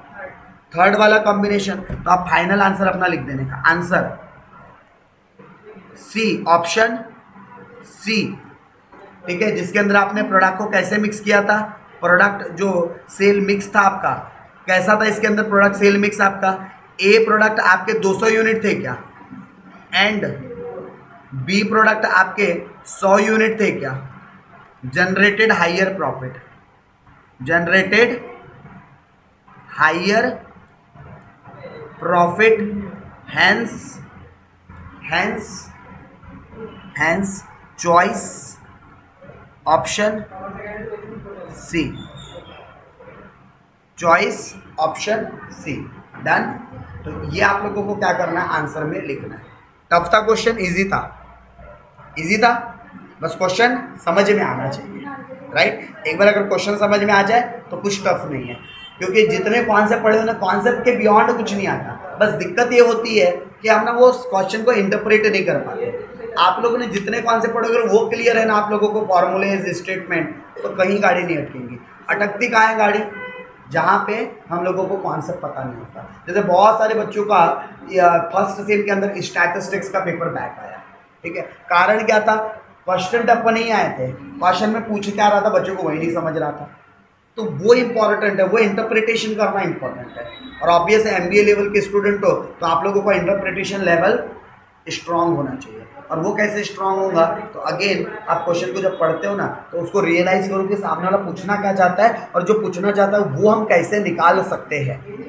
तो पहले तो जो पूछा है वो कैसे निकलेगा वो दिमाग में क्लिक होना चाहिए था। जैसे कि आप लोगों को याद होगा अगर एक क्वेश्चन स्टैटिस्टिक्स का आप लोगों को जो सेकंड या फर्स्ट ही क्वेश्चन आया था, जिसके अंदर आप लोगों को कोएफिशिएंट ऑफ वेरिएशन निकालने के लिए बोला था, सॉरी कौन सी कंपनी स्टेबल और नॉन स्टेबिलिटी से रिलेटेड है वो पूछा था, यानी आपको क्या निकाल के आना था? वहाँ पे CV निकाल कर आना था, कोएफिशिएंट ऑफ वेरिएंस CV, जो कि स्टैंडर्ड डेविएशन और मीन से निकलता है। बट अगेन बच्चों ने क्वेश्चन ही नहीं समझा, छोड़कर आ गए या फिर गलत कर आ गए। ठीक है, एक क्वेश्चन आया था जहाँ पर रिग्रेशन, मतलब कुछ तो भी अलग ही क्वेश्चन था, सारे बच्चों शायद रिग्रेशन एनालिसिस का कुछ क्वेश्चन था, लेकिन बच्चों ने कुछ भला ना फलता ही कुछ रैंक कोरिलेशन है कुछ तो भी और करके आ गए थे। ठीक है, तो क्वेश्चन का इंटरप्रिटेशन जरूरी है। आप सॉल्यूशन थोड़ा लेट करो चलेगा, लेकिन क्वेश्चन को पहले 2 बार पढ़ो, समझो क्वेश्चन के अंदर क्या निकालना है और क्या डाटा दिया हुआ है। चलिए, तो मैंने इस पर्टिकुलर सीट के अंदर ना एक तो मैं जो आंसर की आप लोगों को प्रोवाइड कर रहा हूँ वो सॉल्व करके दिया, ठीक है, और एक बुक की भी आंसर की आपको यहाँ पर मैंने डाल रखा है।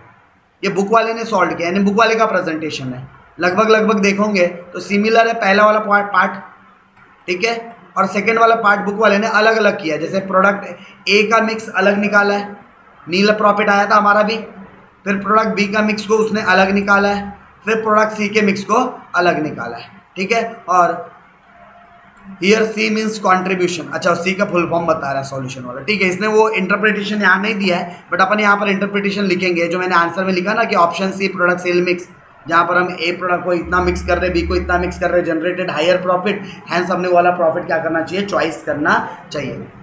डन, खत्म। चलिए, आप लोगों के पास क्वेश्चन नंबर 2 है, तो ये क्वेश्चन नंबर 2 आप लोग जल्दी से देखिए, वेरीफाई कीजिए, और अगर इसको देखने के बाद ये क्वेश्चन आप लोगों के लिए इजी है टफ है डिसाइड करेंगे, ठीक है। तो वीडियो को पॉज करके पहले आप लोग क्या कर लीजिए, इस क्वेश्चन को पूरा रीड कर लीजिए। चलिए, सो नेक्स्ट क्वेश्चन आप लोगों को क्या करना था इस क्वेश्चन में, the following budget has been prepared at 70% level of the home market. यानी कि आप लोगों ने होम मार्केट के लिए ये क्या किया है, बजट प्रिपेयर किया है, लेकिन ये 70% लेवल पर है, ये भी आपके 100% लेवल पर नहीं है, ओनली कितने परसेंट लेवल पर है, ये 70% लेवल पर है, राइट। सो 4200 यूनिट्स आप क्या करते हो, 70% लेवल पर यहाँ पर काम कर रहे हो और 4200 यूनिट्स क्या कर पा रहे हो, प्रोड्यूस कर पा रहे हो। अच्छा, वेजेस, तो वेजेस कैसी कॉस्ट होती है, वेरिएबल कॉस्ट। उसके अलावा अगर वेजेस के अलावा अगर हम बात करें तो आप लोगों के पास मटेरियल है, तो मटेरियल भी कैसी कॉस्ट होती है, वेरिएबल। मटेरियल भी कैसी कॉस्ट होती है आपकी, वेरिएबल कॉस्ट, राइट। तो आपको मटेरियल और लेबर ये दोनों पता चल गया, ये दोनों भी कैसी कॉस्ट है आप लोगों की, वेरिएबल कॉस्ट है, करेक्ट। उसके अलावा आपको एक और वेरिएबल कॉस्ट दे रहा है। अगर तीनों कॉस्ट को हम जोड़ दें तो जो टोटल वेरिएबल कॉस्ट है वो कितनी आनी चाहिए, 12,600 प्लस 21,000 प्लस 2100, तो ये आना चाहिए 35,000। मतलब टोटल मिलाकर ये जो आपकी वेरिएबल कॉस्ट है वो आनी चाहिए 35,700, 35,700। उसके अलावा आपको फिक्स कॉस्ट दिया हुआ है, फिक्स कॉस्ट कितना दिया हुआ है, 7,000 का। फिक्स कॉस्ट कितना है, 7,000 का। और यूनिट्स दिए हैं कितने प्रोड्यूस होते हैं। अब आपको इंडिया में सेलिंग प्राइस बता रहा है कि इंडिया के अंदर सेलिंग प्राइस कितनी है, ठीक है, कितनी है सेलिंग प्राइस इंडिया के अंदर, 15। तो फिर अगर आप 4200 से अगर इसको मल्टीप्लाइड कर दोगे तो आपको टोटल सेलिंग प्राइस मिल जाएंगी 4200 इंटू 15, मतलब कि 63,000 रुपीज़ की सेलिंग प्राइस आ जाएंगे, करेक्ट। और बोलता है कि जबकि श्रीलंका में 800 यूनिट्स, तो श्रीलंका के लिए अलग से कैलकुलेशन हो जाएगा। वहाँ पर आप लोगों का जो सेलिंग प्राइस है वो कितना है, 10 रुपीज़ है, राइट। अब रही बात वेरिएबल कॉस्ट, क्योंकि वेरिएबल कॉस्ट कैसे निकालेंगे, तो बाकी आप लोगों को दूसरे कोई खर्चों की श्रीलंका के लिए इन्फॉर्मेशन नहीं दिया हुआ है। तो हम क्या करेंगे, ये जो वेरिएबल कॉस्ट हमने ये टोटल जो निकाला है, जैसे कि 12,600, ये कितने यूनिट्स के लिए था, ये था 4200 यूनिट्स के लिए। तो 12,600 को अगर हमने 4,200 से डिवाइड कर दिया तो हमें क्या पता चल जाएगा, हमें एक यूनिट का यानी कि पर यूनिट के लिए वेरिएबल कॉस्ट पता चल जाएगा। तो पर यूनिट के लिए वेजेस की कॉस्ट कितनी आ जाएगी, 3 रुपये। तो 800 यूनिट के लिए कितना। तो इसी तरीके से बाकियों का भी करना है। तो चलिए कैसे सॉल्यूशन कर लेंगे, ज़रा सॉल्यूशन की तरफ ध्यान दीजिए आप लोग। इसको प्रेजेंट कैसे कर लेंगे, तो आप लोग हेडिंग दोगे स्टेटमेंट ऑफ आप लोगों को मार्जिनल इनकम निकालना है। आप लोगों को किस चीज़ के लिए स्टेटमेंट बनाना है, स्टेटमेंट ऑफ मार्जिनल इनकम, ठीक है। और आप लोगों को डू यू एडवाइस आपको बताना है क्या श्रीलंका में मार्केट चालू करना चाहिए। तो चलो हम लोग क्या करते हैं, एक कैलकुलेशंस करते हैं इंडिया के लिए, ठीक है। एक कैलकुलेशन किसके लिए करते हैं, इंडिया के लिए, और एक कैलकुलेशन किसके लिए करेंगे, श्रीलंका के लिए, ठीक है। एक कैलकुलेशन हमें किसके लिए करना है, श्रीलंका के लिए करना है, एक इंडिया के लिए और दूसरा श्रीलंका के लिए हम लोगों ने क्या करना है, कैलकुलेशन करना है। डन। सो सबसे पहले हम लोगों ने क्या करना चाहिए, पर्टिकुलर हमें कुछ इन्फॉर्मेशन दी गई है क्वेश्चंस के अंदर। कौन कौन सी इन्फॉर्मेशन दी गई है, तो हमें ये आउटपुट बताया गया है। हमें क्या किया गया है, आउटपुट बताया गया है कि इंडिया के अंदर कितने यूनिट्स पर हम काम कर रहे हैं। तो हालांकि 70% लेवल पे कर रहे हैं, बट कितने यूनिट्स में हम काम कर रहे हैं, तो टोटल यहाँ पर हम 4200 यूनिट्स पर काम कर रहे हैं, जबकि हम श्रीलंका में 800 यूनिट्स पर काम करेंगे, ठीक है। हम श्रीलंका में लगभग अबाउट 800 यूनिट्स की बात कर रहे हैं, करेक्ट। चलो तो इतनी इन्फॉर्मेशन तो हमें पता चल गई। अब इसके बाद हम लोगों ने क्या करना है आगे, इसके बाद हम लोगों ने अब एक एक करके, जैसे हमारे पास सेल की इन्फॉर्मेशन है, तो हमारे पास जो सेल की इन्फॉर्मेशन है वो इन्फॉर्मेशन को ले लेंगे। हम लोग क्या करेंगे, सेल की इन्फॉर्मेशन को ले लेंगे, सेल, उसमें से क्या माइनस कर देंगे, वेरिएबल कॉस्ट। और वेरिएबल कॉस्ट अलग अलग दिया हुआ था आपको मटेरियल के लिए अलग से दिया हुआ है, लेबर के लिए अलग से दिया हुआ है, और उसके अलावा आप लोगों को वेरिएबल एक्सपेंसेस करके अलग से दिया है। जबकि श्रीलंका में एक और वेरिएबल कॉस्ट एक्स्ट्रा लगेंगी, वो है फ्रेट। इंडिया में तो नहीं लगेगा फ्रेट, लेकिन यहाँ पर एक्स्ट्रा का लगने वाला है। तो टोटल आपके पास क्या निकल जाएगा, वेरिएबल कॉस्ट। टोटल क्या निकल जाएगा आपके पास, टोटल वेरिएबल कॉस्ट। तो फिर आप क्या करोगे, सेल में से टोटल वेरिएबल कॉस्ट को माइनस करोगे, तो आपको क्या पता चल जाएगा, टोटल कंट्रीब्यूशन। क्या पता चल जाएगा आपको, टोटल कंट्रीब्यूशन, राइट। तो जैसे ही आप लोगों को टोटल कंट्रीब्यूशन पता चल जाएगा तो टोटल कंट्रीब्यूशन में से क्या करेंगे, फिक्स्ड कॉस्ट माइनस करेंगे। और देखो फिक्स्ड कॉस्ट आप लोगों को जो गिवन है 7,000 रुपीज़, वो सिर्फ इंडिया में लग रही होंगी या सिर्फ श्रीलंका में लग रही होंगी, क्या दोनों जगह लग रही होंगी? तो श्रीलंका के लिए कोई फिक्स कॉस्ट की इन्फॉर्मेशन नहीं है। ये पैराग्राफ में वेरिएबल कॉस्ट तो लगेंगी, लेकिन श्रीलंका में फिक्स्ड एक्सपेंसेस के लिए कोई बात नहीं किया हुआ है, क्योंकि आप लोग श्रीलंका में क्या करते हो, डायरेक्टली जाकर सोल्ड वहाँ पर मतलब किसी एजेंट्स या किसी इंटरमीडिएटरीज के थ्रू सोल्ड करते हो। तो आपको ये जो फिक्स कॉस्ट इनकर्ड करनी पड़ रही है वो कहाँ करनी पड़ रही है, होम मार्केट के अंदर। आपको श्रीलंका में किसी भी प्रकार की फिक्स्ड कॉस्ट को लेकर इन्फॉर्मेशन नहीं दिया गया है, करेक्ट। सर वेरिएबल कॉस्ट को लेकर भी नहीं दिया गया था, तो वेरिएबल कॉस्ट लेकिन तो जितने यूनिट्स बनाओगे उतने हिसाब से लगेंगे ही लगेंगे, करेक्ट। क्योंकि आप बना के सीधा श्रीलंका भेज यानी बन इंडिया में रहा है और आप बना के सीधा श्रीलंका भेज रहे हो, फ्रेट जो भी अपना गाड़ी भाड़ा जोड़कर, और फिर वहाँ पे जाके सीधा वहाँ के लोग उसको क्या करते हैं, सोल्ड करते हैं।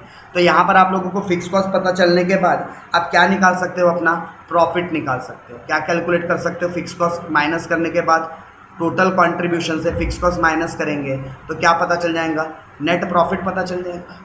और फिर नेट प्रॉफिट आने के बाद फिर हम लोग डिसीजन ले सकते हैं क्या हम लोगों ने श्रीलंका में बेचना चाहिए या नहीं बेचना चाहिए। अगर प्रॉफिटेबल होगा तो यस हम लोगों ने कमेंट करना चाहिए कि ये प्रॉफिटेबल है, सेल करना चाहिए, करेक्ट। जितनी बात पता है फॉर्मेट आपको यही फॉलो करना है, ठीक है। एक बार मैं आपको डायरेक्टली आंसर की से क्या करता हूँ, सॉल्यूशन से डायरेक्ट विजिट करवाता हूँ और डायरेक्ट सॉल्यूशन देखते हैं। जैसे कि मैंने यही सेम फॉर्मूला बनाया था, ये इंडिया के लिए, ये श्रीलंका के लिए। यहाँ पर टोटल बनाना हो तो बनाना, अदरवाइज मैंडेटरी नहीं है। तो टोटल आप लोगों ने कितने यूनिट्स बेचे थे इंडिया में, 4200 यूनिट्स बेचे थे, वो भी किस रेट से, 15 रुपये के रेट से। तो 42 इंटू अगर 15 करोगे तो 63,000 आ जाएगा। अच्छा मटेरियल कितने रुपए का लग रहा था, तो मटेरियल आप लोगों को कुल मिलाकर 21,000 रुपये का लग रहा था।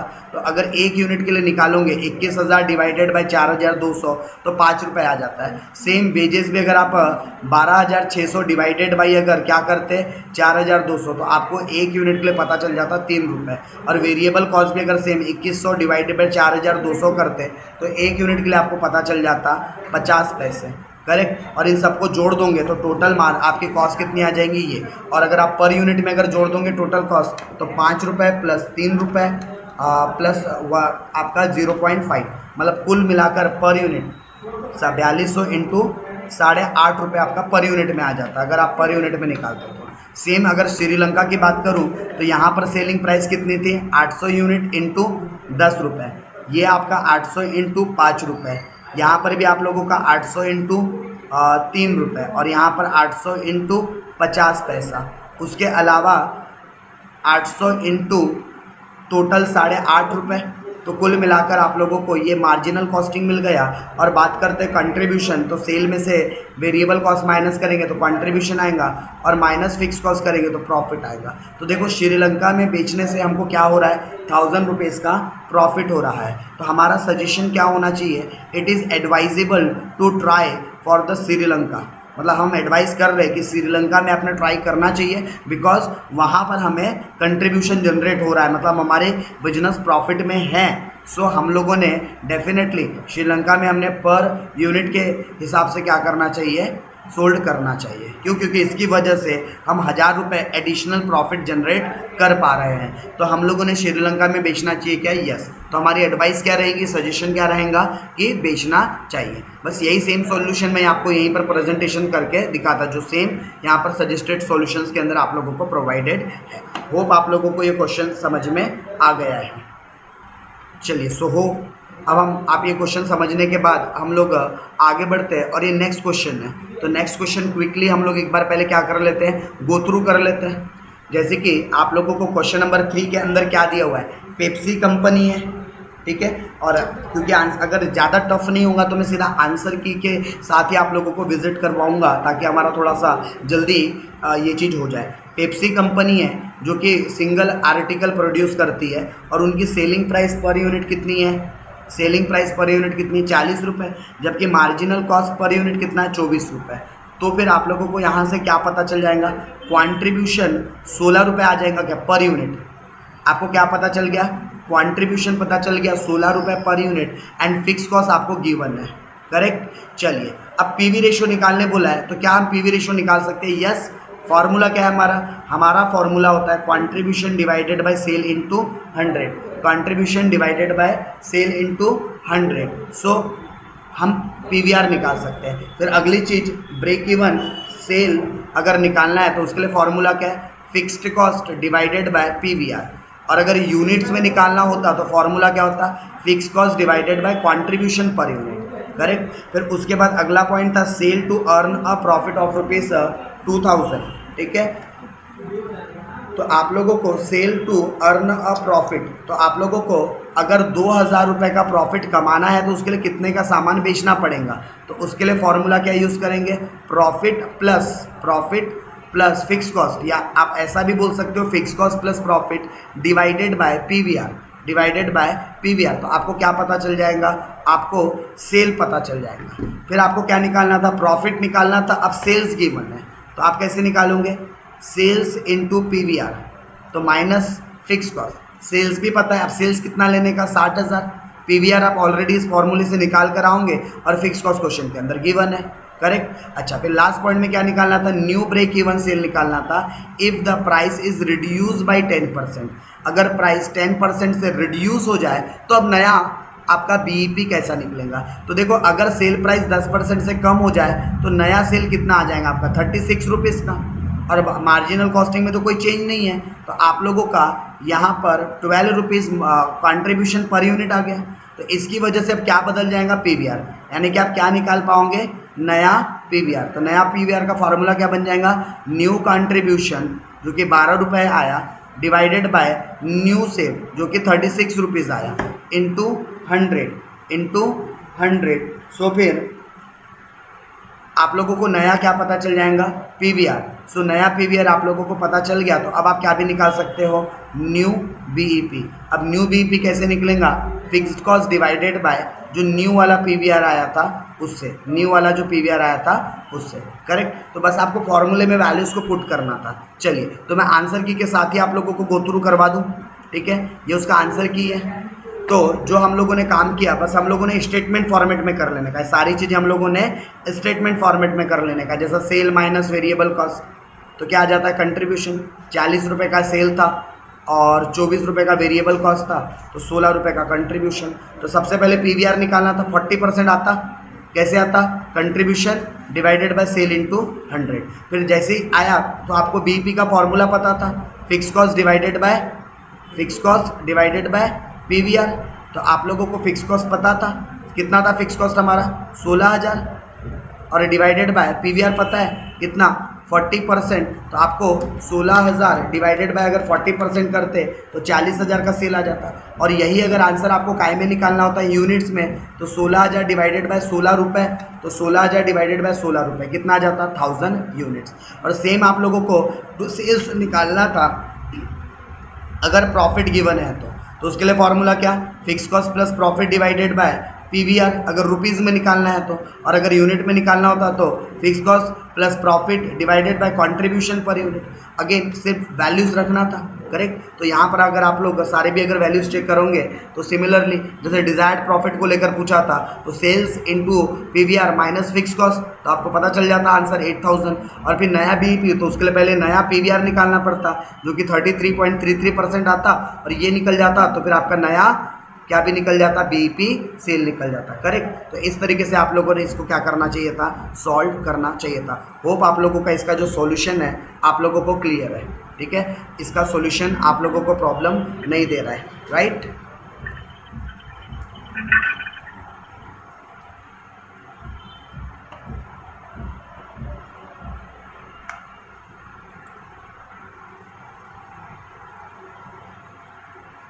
चलिए, फोर्थ जो नेक्स्ट क्वेश्चन है आप लोगों के पास, ये उतना ज़्यादा इंपॉर्टेंट नहीं है एग्जामिनेशन पॉइंट ऑफ व्यू से।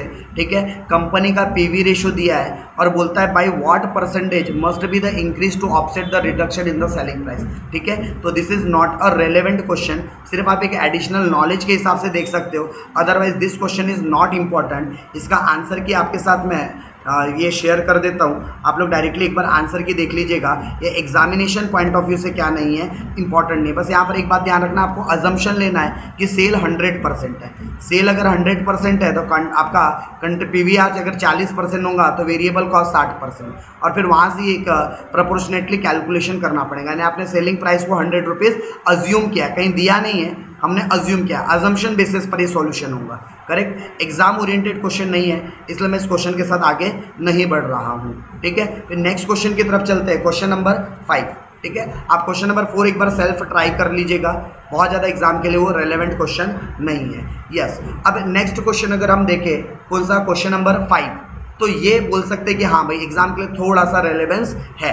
क्या क्या दिया हुआ है, अगेन मैं क्वेश्चन को यहाँ पर समझा के आप लोगों को होमवर्क के लिए क्वेश्चन देने के बारे में प्लान कर रहा हूँ। सो आप लोगों को क्वेश्चन पे पूरा फोकस रखना है। क्या बोलता है, a company manufactures scooters and sales 3000 रुपये ईच। मतलब आपको सेलिंग प्राइस दे दिया कि एक स्कूटर की सेलिंग प्राइस कितनी है, 3000 रुपये।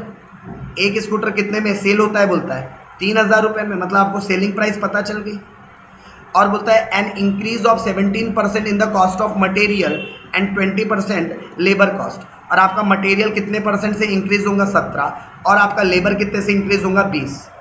The increased cost in the relation to the present sales price would be cost 25% decrease in the amount of percent gross profit per unit. तो क्या बोल रहा है, ये जो कॉस्ट इंक्रीज हुई थी in the relation to the present sale, इस जो प्रेजेंट सेल प्राइस दिया है, वुड कॉस्ट, इसकी वजह से 25% डिक्रीज हो गया इन the amount of the present gross profit per unit. तो जो आपको पर यूनिट में जो ग्रॉस प्रॉफिट आ रहा था, यानी कि इन शॉर्ट कंट्रीब्यूशन की बात हो रही है। इन शॉर्ट किसकी बात हो रही है, ग्रॉस प्रॉफिट का मतलब ये कंट्रीब्यूशन होता है। तो आपका जो कंट्रीब्यूशन है वो 25% से डिक्रीज हो जाएगा, बोलता है। फिर बोलता है at present material cost is 50% and wages is 20% and 30%, ये क्या है आपका कॉस्ट ऑफ सेल है, बोलता है। मतलब जो भी आपका कॉस्ट ऑफ सेल होगा उसका 50% मटेरियल का कॉस्ट है, 20% वेजेस का कॉस्ट है, और 30% ओवरहेड का कॉस्ट है। किसका, कॉस्ट ऑफ सेल का। तो हमें पहले इसके लिए क्या पता करना पड़ेगा, कॉस्ट ऑफ सेल कितना है वो, राइट। तो हमें क्या पता करना पड़ेगा, कॉस्ट ऑफ सेल कितना, वो दिया नहीं है तो वो हमें फाइंड करना पड़ेगा कि वो कितना है। यानी वैल्यूज़ नहीं गिवन है यहाँ पर, तो हमें क्या करना पड़ेगा, वैल्यूज़ निकालना पड़ेगा। करेक्ट। तो अब आपको क्या क्या बनाने बोला है, prepare statement of profit and loss per unit and at present. मतलब आपको प्रेजेंट सिचुएशन के लिए पहले निकाल के बताना है, मतलब ये वाले कंडीशन के लिए कि आप कितना प्रॉफिट एंड लॉस कमा रहे हो। और बोलता है कंप्यूट करो new selling price to produce the same percentage of profit on cost जो बिफोर। मतलब जो पहले वाले स्टेटमेंट में जितना प्रॉफिट आया था उतना ही मार्जिन आपने सेकंड इसमें रखना है और सेकंड के लिए भी कैलकुलेट करना है। करेक्ट। चलिए तो मैं आप लोगों को यहाँ आंसर की इससे क्या करवाते हुए चलता हूँ, गो थ्रू करवाते हुए चलता हूँ। तो सबसे पहले तो मुझे क्या करना था, मटेरियल की कॉस्ट कितनी, लेबर की कॉस्ट कितनी, ये सब आप लोगों को ऐड करना है। तो देखो हमें सेलिंग प्राइस पता है, हमें क्या पता है, सेलिंग प्राइस पता है। तो हमारे पास सेलिंग प्राइस कितनी है, 3000 रुपीज़ है, राइट। सेलिंग प्राइस कितनी है, 3000। और सेलिंग प्राइस कैसे आया होगा, कॉस्ट ऑफ सेल में हमने क्या जोड़ा होगा, प्रॉफिट, तब जाकर हमको हमारा सेल प्राइस मिला होगा। तो हम यहाँ पर हमारे पास कॉस्ट ऑफ सेल नहीं पता और प्रॉफिट भी नहीं पता, तो मैं कॉस्ट ऑफ सेल अज्यूम कर लेता हूँ x है और प्रॉफिट क्या है, y। तो जब x और y दोनों ऐड होता है तो हमें क्या पता चलता है, हमें सेलिंग प्राइस पता चलता है, राइट। हमें क्या पता चलता है, हमारा सेलिंग प्राइस पता चलता है। तो कॉस्ट ऑफ सेल तो नहीं पता लेकिन उसको हमने अज्यूम कर लिया है। तो यहाँ से हम लोग क्या निकाल सकते हैं, अपनी मटेरियल की कॉस्ट निकाल सकते हैं, अपनी लेबर मतलब वेजेस की कॉस्ट निकाल सकते हैं, और उसके अलावा अपनी ओवरहेड की कॉस्ट निकाल सकते हैं। करेक्ट। इन तीनों कॉस्ट को हम क्या कर सकते हैं, कैलकुलेट कर सकते हैं। सो मटेरियल आप लोगों को 50% बोला था, ठीक है, मतलब कि x का 50% मतलब 0.5x। लेबर आपको कितना बोला था, 20% मतलब 0.2x। और आपको ओवरहेड कितना बोला था, 30% मतलब 0.3x। ऐसे करके टोटल आपको 100% क्या पता चल जाएगा, आपका कॉस्ट। आपको कॉस्ट कितना पता चल जाएगा, 100%। लेकिन अब यहाँ पर मटेरियल प्राइस के अंदर कुछ चेंजेस करने के लिए बोला था क्या, ये तो प्रेजेंट कॉस्ट हो गई आपकी, ठीक है, प्रेजेंट के लिए। और अगर मटेरियल के प्राइस को इंक्रीज करना होता तो क्या बोला था, मटेरियल प्राइस कितना इंक्रीज होगा, 17% से। लेबर की कॉस्ट कितने से इंक्रीज होंगी, 20% से। तो अगर वो भी in the increase cost in the relation to the present sale, तो जो प्रेजेंट में सेल कर रहे हैं उस कंटेक्स्ट में आपको इसको बढ़ाना है। ये तो हो गई बात विदाउट इंक्रीज, ये बात हो गई किसके, विदाउट इंक्रीज। लेकिन अगर मैं अब इंक्रीज की बात करूं तो इसमें हम प्लस और 17% कर देंगे, वेजेस में हम और 20% कर देंगे, और ओवरहेड में तो कोई इंक्रीज के लिए बोला ही नहीं है। तो आपका नया मटेरियल कॉस्ट कितना आना चाहिए, 0.5 में अगर मैं प्लस और 17% कर दूं तो ये आना चाहिए 0.585x। अगर मैं 0.2 में अगर और 20% ऐड कर दूं तो ये आ जाना चाहिए 0.24x, करेक्ट। और यहाँ पर तो कोई चेंज नहीं है तो ये तो 0.3x ही आएगा। और अगर इसकी टोटल मार दूँ आफ्टर इंक्रीज कितना होता है, तो आफ्टर इंक्रीज ये आता है आपका 1.125x। ये क्या निकल गया आपका, cost of sale after increase. ये क्या निकल गया आपका, cost of sale after increase. Increase होने के बाद जो हमारा कॉस्ट ऑफ सेल है वो कितना है, बोलता है 1.125, ठीक है। ये हमारा सेल है और उसके पहले सॉरी टोटल कॉस्ट है, टोटल कॉस्ट है। और इसके पहले हमारा टोटल कॉस्ट कितना था, 1x। क्योंकि फिगर बिल्कुल भी नहीं दी है, सिर्फ सेल का फिगर दिया हुआ है, ठीक है। सिर्फ कौन सा फिगर दिया हुआ है, सेल्स का फिगर दिया हुआ है। तो हमें क्या पता करना है, हमें पता करना है कि हमारा प्रॉफिट कितना है। और प्रॉफिट के लिए यहाँ पर सिर्फ क्या लाइन बोला हुआ है कि हमारा ग्रॉस प्रॉफिट डिक्रीज हो जाएगा। The present cost in the relation to the present sales price would cost at by 25% decrease in the amount of the present gross profit level. मतलब अगर जो प्रेजेंट में आप जितना कमाते हो उससे 25% आपका क्या हो जाएगा, प्रॉफिट बोलता है कम हो जाएगा। यानी कि आपका प्रॉफिट यहाँ पर क्या होने वाला है, 25% से कम होने वाला है। मतलब अगर मैं पहले सपोज करो 100% कमाता था, अगर मेरा पुराना प्रॉफिट कितना था, 100% था, तो अब इस चेंजेस की वजह से मेरा प्रॉफिट डिक्रीज हो जाएगा 25%। तो मैं कितने परसेंट के प्रॉफिट पर आ गया, 75% के प्रॉफिट पर आ गया। आफ्टर कॉस्ट इंक्रीज मेरा अब प्रॉफिट मार्जिन कितना हो जाएगा, 75। अगर मैं पहले 100% कमा रहा था तो अब 25% नहीं कमा पाऊंगा, तो अब मैं कितना कमा पाऊंगा, तो अब मैं कमा पाऊंगा 75% ही, ठीक है। कितना, 75% ही कमा पाऊंगा। तो अब ये कैसे निकालेंगे, तो हमको अब इंक्रीज करने के बाद की कॉस्ट पता है। हमारा कॉस्ट ऑफ सेल कितना है, तो कॉस्ट ऑफ सेल है हमारा 1.125x प्लस हमारा प्रॉफिट कितना है, तो प्रॉफिट को हम y एज्यूम करते हैं, तो 0.75 75% को मैं क्या लिख सकता हूँ, 0.75y। तो मेरा प्रॉफिट कितना है, 0.75y, ठीक है। इन दोनों को अगर हम जोड़ेंगे तो हमें क्या पता चल जाएगा, हमें पता चल जाएगा हमारा टोटल सेल प्राइस। तो टोटल सेल प्राइस कितना आना चाहिए, 3000 रुपीज़। टोटल सेल प्राइस कितना आना चाहिए, 3000 रुपीज़। जबकि हमको एक इक्वेशन ऑलरेडी पहले दिया हुआ था जहाँ पे हम लोगों को क्या पता था, जैसे हम लोगों को ये टोटल एग्जिस्टिंग लेवल के लिए 1x सेल होता है ये पता था, और एग्जिस्टिंग लेवल पर हम प्रॉफिट कमाते थे, हमें ये भी पता है। लेकिन इस पर्टिकुलर 25% की वजह से हमारा जो सेलिंग प्राइस था वो क्या हो गया था, डिक्रीज हो गया था। कितने से, 25% से। यानी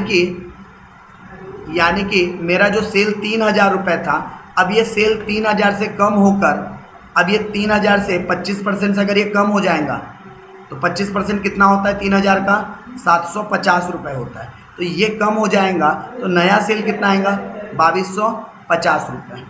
कितना हो जाएगा, 2250 रुपये। मतलब कि जैसे कि मेरा पुराना जो सेल था वो था आपका 3000 रुपये, लेकिन ये डिक्रीज़ होने के बाद, ठीक है, ये डिक्रीज़ होने के बाद अब जो नया सेल है मेरा वो 2250 हो जाएगा, करेक्ट। तो ये कितने से डिक्रीज़ हो रहा है, 750 रुपये से। तो ये जो डिक्रीज़ हो रहा है मेरे ओवरऑल कॉस्ट की वजह से, कॉस्ट पर भी फ़र्क पड़ेगा इसका, ठीक है। किस पर भी फ़र्क पड़ेगा, कॉस्ट पे, क्योंकि पुरानी कॉस्ट अगर मेरी 1x थी तो अगर इसमें से मैं 0.25x अगर अपना कॉस्ट हटा दूँ या जो प्रॉफिट है उसको हटा दूँ, ये मेरा 100% सेलिंग प्राइस था, अगर वहाँ से मैं अपना 25% का पुराना प्रॉफिट हटा दूँ तो मुझे कॉस्ट कितनी पता चलेंगे 0.75x, मतलब 0.75x मेरी ये कॉस्ट आ जाती। तो ये दोनों के बीच का मतलब पुरानी नई कॉस्ट और पुरानी कॉस्ट के बीच का जो डिफरेंस है वो डिफरेंस है 750 रुपये का, और इसके बीच में डिफरेंस कितना आता है 1.125 माइनस 0.75। तो ये जो x जो दोनों के बीच में जो डिफरेंस आ रहा है टोटल कॉस्ट का वो आ रहा है 0.375x। ये दोनों के बीच का क्या आ रहा है डिफरेंस आ रहा है, मतलब ये जो 750 रुपये जो टोटल कॉस्ट के बीच का डिफरेंस है जो कि कितने परसेंट के बराबर था 0.375x के बराबर है। तो यहाँ से हम क्या कर सकते हैं x की वैल्यू फाइंड कर सकते हैं 750 डिवाइडेड बाई, अब इस 0.375 को अगर इधर ला लूँ तो इसे हम क्या बोलेंगे 0.375, तो 750 डिवाइडेड बाई 0.375, तो आपका आ जाता है x की वैल्यू 2000 रुपीज़। और जैसे आपको x की वैल्यू मिल गई तो अब आप x की वैल्यू को क्या कर सकते हो अपने इक्वेशंस के अंदर रख सकते हो, जो आपने इक्वेशंस बनाया था, ठीक है, उसके अंदर आप क्या कर सकते हो इसे रख सकते हो। तो देखो आपने इक्वेशंस क्या बना रखा था, ये आपने इक्वेशंस बना रखा था कि भाई मटेरियल विदाउट इंक्रीज इतना लगेगा, वेजेस इतना लगेगा, लेबर इतना लगेगा। तो अब आपको क्योंकि x की वैल्यू पता चल चुकी है तो अब आप क्या निकाल सकते हो मटेरियल का कॉस्ट निकाल सकते हो, लेबर का कॉस्ट निकाल सकते हो और ओवरहेड का कॉस्ट निकाल सकते हो। x का 0.5 था तो 2000x है उसका 0.30 था, ठीक है। लेबर कितना था सॉरी 20 था किसका x का, और ये कितना था 0.30 था किसका x का। तो ये कितने रुपए आ जाएगा 1000 रुपये, ये कितना आ जाएगा आपका 400 रुपये, और ये कितना आ जाएगा आपका 600 रुपये। तो इस तरीके से 2000 रुपये की टोटल कॉस्ट थी, ये क्या आ गई थी आपकी टोटल कॉस्ट, जबकि टोटल सेल कितना था आपके पास, टोटल जो सेल था आपके पास वो 3000 रुपीज़ का टोटल सेल था। इसका मतलब आपने प्रॉफिट कितना कमाया होगा, तो प्रॉफिट कमाया रहा होगा 1000 रुपीज़ का। ये एग्जिस्टिंग लेवल की बात हो रही है। एट प्रेजेंट लेवल पे आप कितना प्रॉफिट कमाते हो 1000 रुपीज़ का, जो कि कितना परसेंट है। अगर मैं परसेंटेज ऑफ प्रॉफिट की बात करूं, परसेंटेज ऑफ प्रॉफिट कि मेरा प्रॉफिट कितना परसेंट है टोटल कॉस्ट का, तो कैसे निकल जाएगा profit divided by total cost into 100। तो 1000 डिवाइडेड 2000 इंटू 100 मतलब कितना परसेंट आएगा 50%। ये 50% क्या आ गया आपका प्रॉफिट मार्जिन। अब यही सेम प्रॉफिट मार्जिन आपने अब न्यू कंडीशन में लाना है। अब क्योंकि फिगर आ गया है तो अब न्यू कंडीशन में आपके पास नया इक्वेशन बना था। मटेरियल कितना लगा था आपको 0.53 समथिंग कुछ लगा था, कितना लगा था, ये आपने इक्वेशन बनाया था आफ्टर इंक्रीज वाला, ये 0.5875, तो 0.85x और x की वैल्यू कितनी थी 2000। तो अगर मल्टीप्लाइड कर दोगे 2000 इंटू 0.585 तो ये आ जाता है 1170 रुपये। ये मटेरियल है नए कंडीशन में आफ्टर इंक्रीज। लेबर की कॉस्ट भी आप लोगों को 0.24 दी हुई थी आफ्टर इंक्रीजिंग, तो ये कितना आ जाएगा 2000 इंटू 0.24 तो कितना आ जाएगा 480। और उसके अलावा ओवरहेड की कॉस्ट कितनी आ जाएंगी आपकी, ये थी आपकी शायद 0.30 राइट। तो 2000 का 0.30 निकालेंगे तो इसकी कॉस्ट कितनी आ जाएंगी आपकी, इसकी कॉस्ट आ जानी चाहिए 600। तो कुल मिलाकर आप लोगों का जो टोटल कॉस्ट आ जाएगा, टोटल कॉस्ट कितना आ जाना चाहिए, तो 1170 प्लस 480 प्लस 600 सब मिला के 2250, और जो कि हमने डायरेक्ट भी निकाला हुआ था।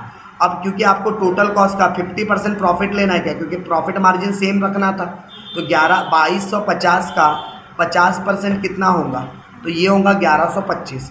तो आपकी जो न्यू सेलिंग प्राइस बननी चाहिए वो कितनी बननी चाहिए 3375।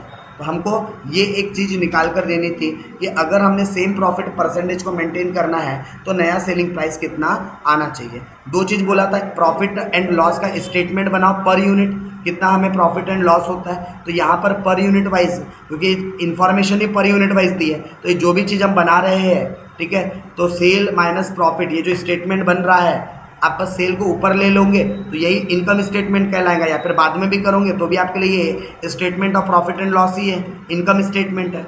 और कंप्यूट करना था नया सेलिंग प्राइस, तो एक एग्जिस्टिंग लेवल के लिए भी निकालना था, तो ये एग्जिस्टिंग लेवल के लिए आपका 1000 रुपीज़ आया था, और न्यू इसके लिए 1125 यानी कि न्यू सेलिंग प्राइस निकालना था, जो कि 3375 रुपये आ गया। तो इस तरीके से आप लोगों को क्वेश्चंस करने थे, यानी ये पूरा का पूरा क्वेश्चन ना परसेंटेज में खेला है आपके साथ, ठीक है। तो आप लोगों को थोड़ा सा फोकस्ड रहना है कि कौन कौन से परसेंटेज दिए हैं, और वहाँ से हम लोगों ने जो अजम्पशन लेकर करा था कि एक एक्स है एक वाई है, वहाँ से हमने वैल्यूएशंस करने चाहिए थे, राइट। तो ये आप लोगों का क्वेश्चन नंबर 5 से रिलेटेड डिस्कशन से यहाँ पर क्या होता है पूरी तरीके से ख़त्म होता है, ठीक है। अब नेक्स्ट क्वेश्चन की अगर हम बात करें तो नेक्स्ट आपके पास क्वेश्चन एग्जाम्पल नंबर 6, राइट। आप लोगों के पास एग्जाम्पल नंबर 6, तो एग्जाम्पल नंबर 6 आप लोगों के पास क्या है, एक क्वेश्चन गिवन है, करेक्ट। सो एग्जाम्पल नंबर 6 आप लोगों को गिवन है, तो सेल दिया हुआ है, वेरिएबल कॉस्ट गिवन है, उसके अलावा फिक्स्ड कॉस्ट भी आप लोगों को क्या है गिवन है, सब चीज़ तो गिवन है। स्टेटमेंट बना लेने का प्यारा सा, ठीक है, प्यारा सा क्या बना लेने का स्टेटमेंट। सेल में से क्या माइनस करेंगे, वेरिएबल कॉस्ट, क्या आ जाएगा कंट्रीब्यूशन, और कंट्रीब्यूशन में से क्या माइनस करेंगे, कंट्रीब्यूशन में से क्या माइनस करेंगे, वेरिएबल कॉस्ट, तो क्या आ जाएगा आपके पास। सो कंट्रीब्यूशन में से क्या माइनस कर देंगे हम, फिक्स्ड कॉस्ट, तो हमको क्या पता चल जाएगा, हमारा प्रॉफिट। सब चीज़ पता है, सेल पता है, वेरिएबल कॉस्ट पता है, फिक्स्ड कॉस्ट भी पता है, BVR निकल जाएगा, BEP निकल जाएगा, MOS निकल जाएगा। प्रॉफिट निकालना है, सेल गिवन है, तो फॉर्मूला क्या यूज़ कर लेंगे, sale into PVR minus fix cost. फिर सेल निकालना था, प्रॉफिट दिया है तो fix cost plus profit divided by PVR। Margin of safety निकालना है, सेल दिया हुआ है अपने को, तो फिर ये जो सेल दिया है ये माइनस BEP से, मार्जिन ऑफ सेफ्टी दिया है, प्रॉफिट निकालना है, मतलब प्रॉफिट डिवाइडेड बाय PVR, ये profit divided by PVR। Additional sale निकालना है, ये 10,000 के खर्चे को कवर करने के लिए, तो ये additional fix cost divided by PVR। और लास्ट सेल्स निकालना है, अगर PV रेशो 30% है तो कंट्रीब्यूशन डिवाइडेड बाय PVR, तो आपको क्या पता चल जाएगा, नया सेल। और कंट्रीब्यूशन आपको ऑलरेडी पता है जब आप ये, अच्छा, और यहाँ पर टाइपिंग एरर है, ये मेरे ख्याल से अमाउंट होनी चाहिए 90,000 है, तो यहाँ पर ये कुछ तो भी अमाउंट मिसिंग हुआ है। एक काम करो, मैं इसको 1.5 लाख लिखवा देता हूँ, यहाँ कुछ तो भी वो अमाउंट मिसिंग हुआ है, तो आप 1.5 लाख के हिसाब से सॉल्व कर लीजिएगा, ठीक है। या फिर 1 मिनट, मैं एक बार आंसर की मेरे पास है इसका, यस 1.5 लाख की अमाउंट था वैसे भी, ठीक है। तो ये फॉर्मूला बेस्ड है पूरा का पूरा, तो अगेन इसकी आंसर की आप लोगों के साथ साझा करूँगा, तो आप लोगों ने आंसर की के साथ एक बार देख लेना, फॉर्मूला बेस्ड है पूरा का पूरा, करेक्ट। तो ये क्वेश्चन भी क्या करोगे आप लोग, गो थ्रू करोगे, करेक्ट। ये भी क्वेश्चन आप लोगों को क्या करना है, as a homework go through करना है। चलिए अब इसके बाद के जो क्वेश्चंस है, ठीक है, इसके बाद के जो क्वेश्चंस है, लाइक क्वेश्चन नंबर 7, अगेन आपको सेल दिया हुआ है, वेरिएबल कॉस्ट दी है, फिक्स कॉस्ट दी है, और आप लोगों को बताना है कि कौन सा बिजनेस आपने, कौन सा, जैसे मैनेजमेंट चाहता है कि भाई वो C डिवीज़न को क्लोज करना चाहता है, बट आपको बताना है, बोलता है there is no possibility of reducing fix cost, और फिक्स कॉस्ट कम नहीं होता, तो आपको एडवाइस करना है क्या C डिवीज़न को बंद करना चाहिए या नहीं करना चाहिए। तो पहले आप इनकम स्टेटमेंट बना लो और देख लो कि आपका प्रॉफिट कहाँ से जनरेट हो रहा है। अगर आपको C से प्रॉफिट जनरेट हो रहा है तो, और एक तो जैसे आप C के साथ जा रहे हो तो आपको कितना प्रॉफिट जनरेट हो रहा है, 63,000 का, लेकिन अगर आप C को बंद कर दोगे तो आपको प्रॉफिट कितना होगा, 43,400 का।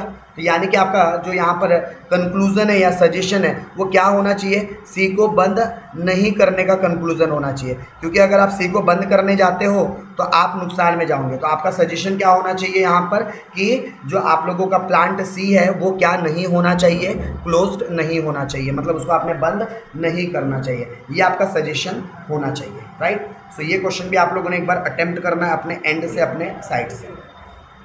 उसके अलावा अगर मैं अगले क्वेश्चन की बात करूं, क्वेश्चन नंबर 8, यहाँ पर भी अगेन आप लोगों को कैपेसिटी गिवन है। चलिए, सो आप लोगों को इधर भी पूरा डाटा गिवन था, 150 लाख यूनिट्स के लिए डाटा गिवन था, पूरा sale, variable cost, fix cost, सारी कॉस्ट गिवन है, और ये अलग अलग कंडीशंस आपको दे रखी है, और अलग अलग कंडीशंस के लिए आप लोगों को क्या करना था, इसका सोल्यूशन करना था। तो ये क्वेश्चन आप लोगों ने मैंडेटरी है, पढ़ना है, ठीक है। ये वाला क्वेश्चन 4 अलग अलग चीज़ें आपको पूछा है, हालांकि सारी भी चीज़ें आसान है, अगर आप एक बार रीड करोगे तो आपके लिए सारी चीज़ें क्या हो जाएंगी, थोड़ी सी आप लोगों को ज़्यादा आसान लगेगी, कन्वीनियंट लगेंगी आप लोगों को। तो एक बार आप लोगों ने क्या करना है, ये चारों को भी एक बार रीड करना है, करेक्ट। ये चारों पॉइंट को रीड करना है, और उसके बेसिस पर फिर आप लोगों ने इसका सॉल्यूशन डिसाइड करना है कि कैसे सॉल्यूशन करना चाहिए। तो ये उसका सॉल्यूशन भी आप लोगों के साथ शेयर कर देंगे, पहला केस, दूसरा केस, तीसरा केस, चौथा केस, राइट। और ये फिर लास्ट क्वेश्चन है जिसके अंदर सिंपली सेलिंग प्राइस रिड्यूस होता है तो उसकी वजह से कितना सेल इंक्रीज या डिक्रीज करना पड़ेगा, ये उससे रिलेटेड है एंड उसका भी सॉल्यूशन यहाँ पर हम आपके साथ क्या कर रहे हैं, शेयर कर रहे हैं, करेक्ट। सो ये लास्ट क्वेश्चन था। तो आखिरी के 2-3 क्वेश्चंस है, ये आप लोग एक बार मैं आपको सजेस्ट कर रहा हूँ कि आखिरी के जो 2-3 क्वेश्चंस है ये आप लोग एज अ सेल्फ प्रैक्टिस के तौर पर क्या कीजिए, सॉल्व कीजिए, करेक्ट। ये जो आखिरी के क्वेश्चन नंबर 8, 9 ये आप लोगों को एज अ सेल्फ प्रैक्टिस के तौर पर पहले ट्राई करना है। इफ अगर कहीं पर भी आप लोगों को लगे कि भाई नहीं हमको नहीं समझ में आ रहा है तो आप लोग इन क्वेश्चंस को क्या कर सकते हो, रेज भी कर सकते हो, पूछ भी सकते हो कि कोई चीज़ जो क्लियर नहीं हो पा रही है। तो यहाँ पर मैं कोशिश कर रहा हूँ कि आंसर की के साथ में आप लोगों को क्या कर सकूँ, ये पूरा का पूरा ये जो नोट्स है वो प्रोवाइड कर सकूँ। चलिए, तो यहाँ पर हम लोग आज का ये सेशन को क्या करते हैं, एंड करते हैं। हमारी मार्जिनल कॉस्टिंग एंड बीईपी के रिवीजन को क्या करते हैं, ख़त्म करते हैं।